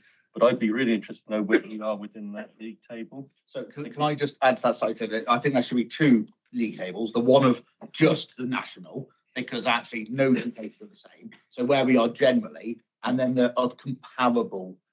Yeah. And you want the two different ones, because it's the same as with most things we do, there's two different ones there. Now, if I can just put my 10 pennyworth in on this, we've got to be very careful, because I've sat at numerous meetings where councils are buying carbon deposits. And so they can outdo us. You know, so they can outdo it. We need to live in the real world. It's what we can do and what other councils can do without committing money just to buy space. So I think what you're saying is we need to be aware of lies, damn lies and statistics. And so there are, even though these are comparisons, they're not the be all and end all, because a rich council could just purchase the way into carbon neutrality. I mean, we were on stage in the top 5, and that's when we just had the 19 odd million that came from central government, which put us in that level. Other councils have had lots of money awarded recently, which seems very unfair. But that's a battle we need to take on with central government, and I'm sure the administration is doing that. But as I say, I'm not going to prolong this, but I would ask one question. Before you do, can I get the answer to Shane's? Oh, sorry. Sorry, yes, we've got those. If you haven't got it, you can send them to us if you don't know. Yeah. I haven't got the exact answer, but I kind of have. So on the national data, that's all published nationally. It's all made up from national statistics, like how much energy houses use, how many miles people travel. You can compare between local authorities, and you can compare in a region and an area. But obviously, the danger is not all areas are the same. So there is a per capita figure, and there's all sorts of other things. It's not exactly the same. On our own emissions and on a council footprint, you cannot compare, because there's no current standard for how everybody measures their carbon footprint effectively. So it's potentially coming, but the government's not quite made up its mind what it's going to look like yet. So actually that does turn us to something else with public recommendations. I think that was useful. Yeah, happy with that? Yeah, thank you. Ray, we've got 8 minutes to close the meeting, so please be very quick on this. On the map you showed, obviously there's other people online. I've had a little message come through and said, while Woodbury in Bear Regis is not on the map, is there a reason for that? No, they probably just haven't put it on, but we do have, if they look on the nature recovery maps, there is a map layer with all those large landscape recovery maps on. So we do map them. Okay. It's just not on. I'll take it up with the council that raised it with me. Yeah. And happy to show you how all the maps work. There's loads of good maps. I think it's probably important you do a webinar. Yeah. So if it's okay, can we tie this up into the recommendations? There's been a few that have come through. I think the main one that I would say is for a quantitative report. There's a huge amount of words in it and very few graphs. I would like to see that reversed. If it's meant to be quantitative heavy, I would love to see some actual comparisons to KPIs. What were we expecting? Where are we? I say KPIs, it could be however you're choosing to measure, to be officially agreed. But it's about having, this is what we're aiming for, this is where we are. I think in the future, if you've got graphs that are showing that you're getting further away from target, which is what the ones showed this time, but you know you're going to get onto target because of something you've already done, really make that clear. And that would be a lot clearer if you stick to more graphs and then notes that are relevant as opposed to telling a story. That's really, I feel that a lot of the time was reading a story. Do you disagree, Alex, with that one? I saw head shaking, so I want to double check. If anyone has any issues, shout and say, no, Knock, you're wrong. Yes. Thanks, Knock. I just think that your nature recovery, ecological life, biological life are all intermingled. And it is terribly hard to actually think of one measure that would work it. Oh, absolutely. You could talk about land, but it depends on the quality of the land. You can talk about, I would like to see something in there like we have talked to Butterfly Conservation and their reports say. We have talked to the bat conservation people and their reports say. It won't be stuff we do, and it's hard to say it's a KPI.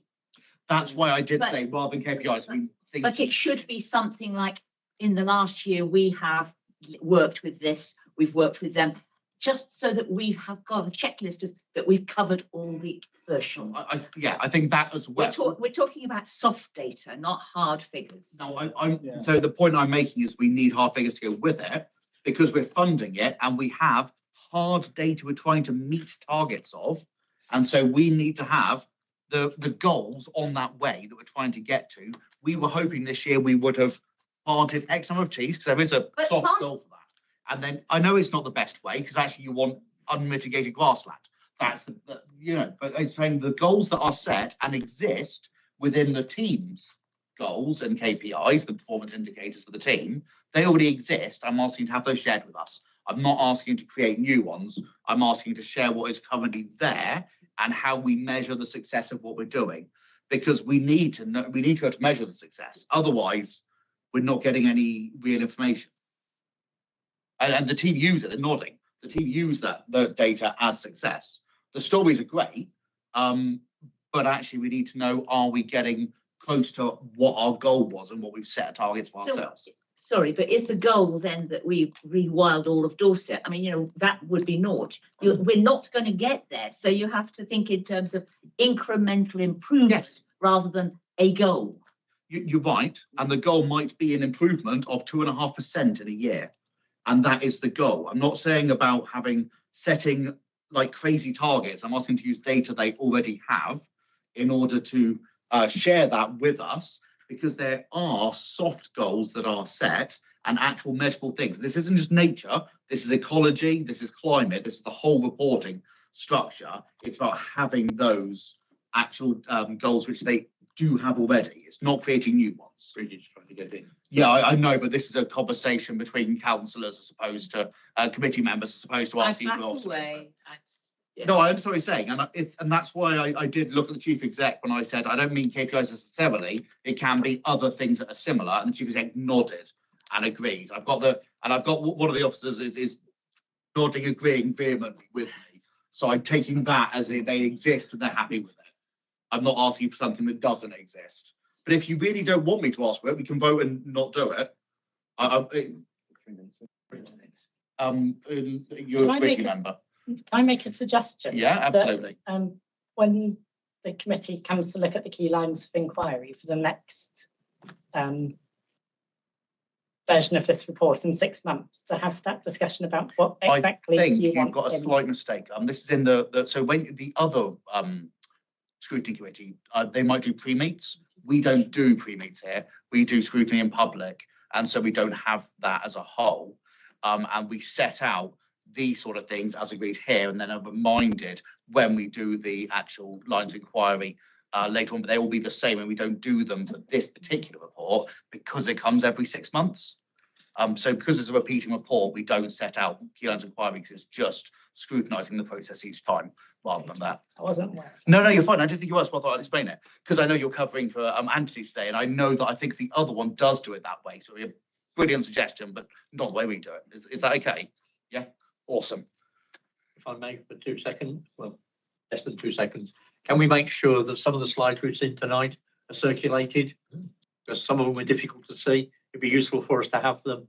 And I'm going to take the opportunity to thank the officers for the work they've done, because this isn't an easy thing to deal with. We're in land of the unknown with no money, and but you're doing a cracking job.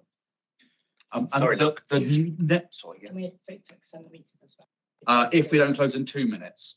So the other recommendation was that there's a webinar to update everybody on that stuff and show them how to use it. Anyone else want to say anything on that item, or can we close that item? Yeah. Fantastic. Item 8, place and resource scrutiny committee work programme.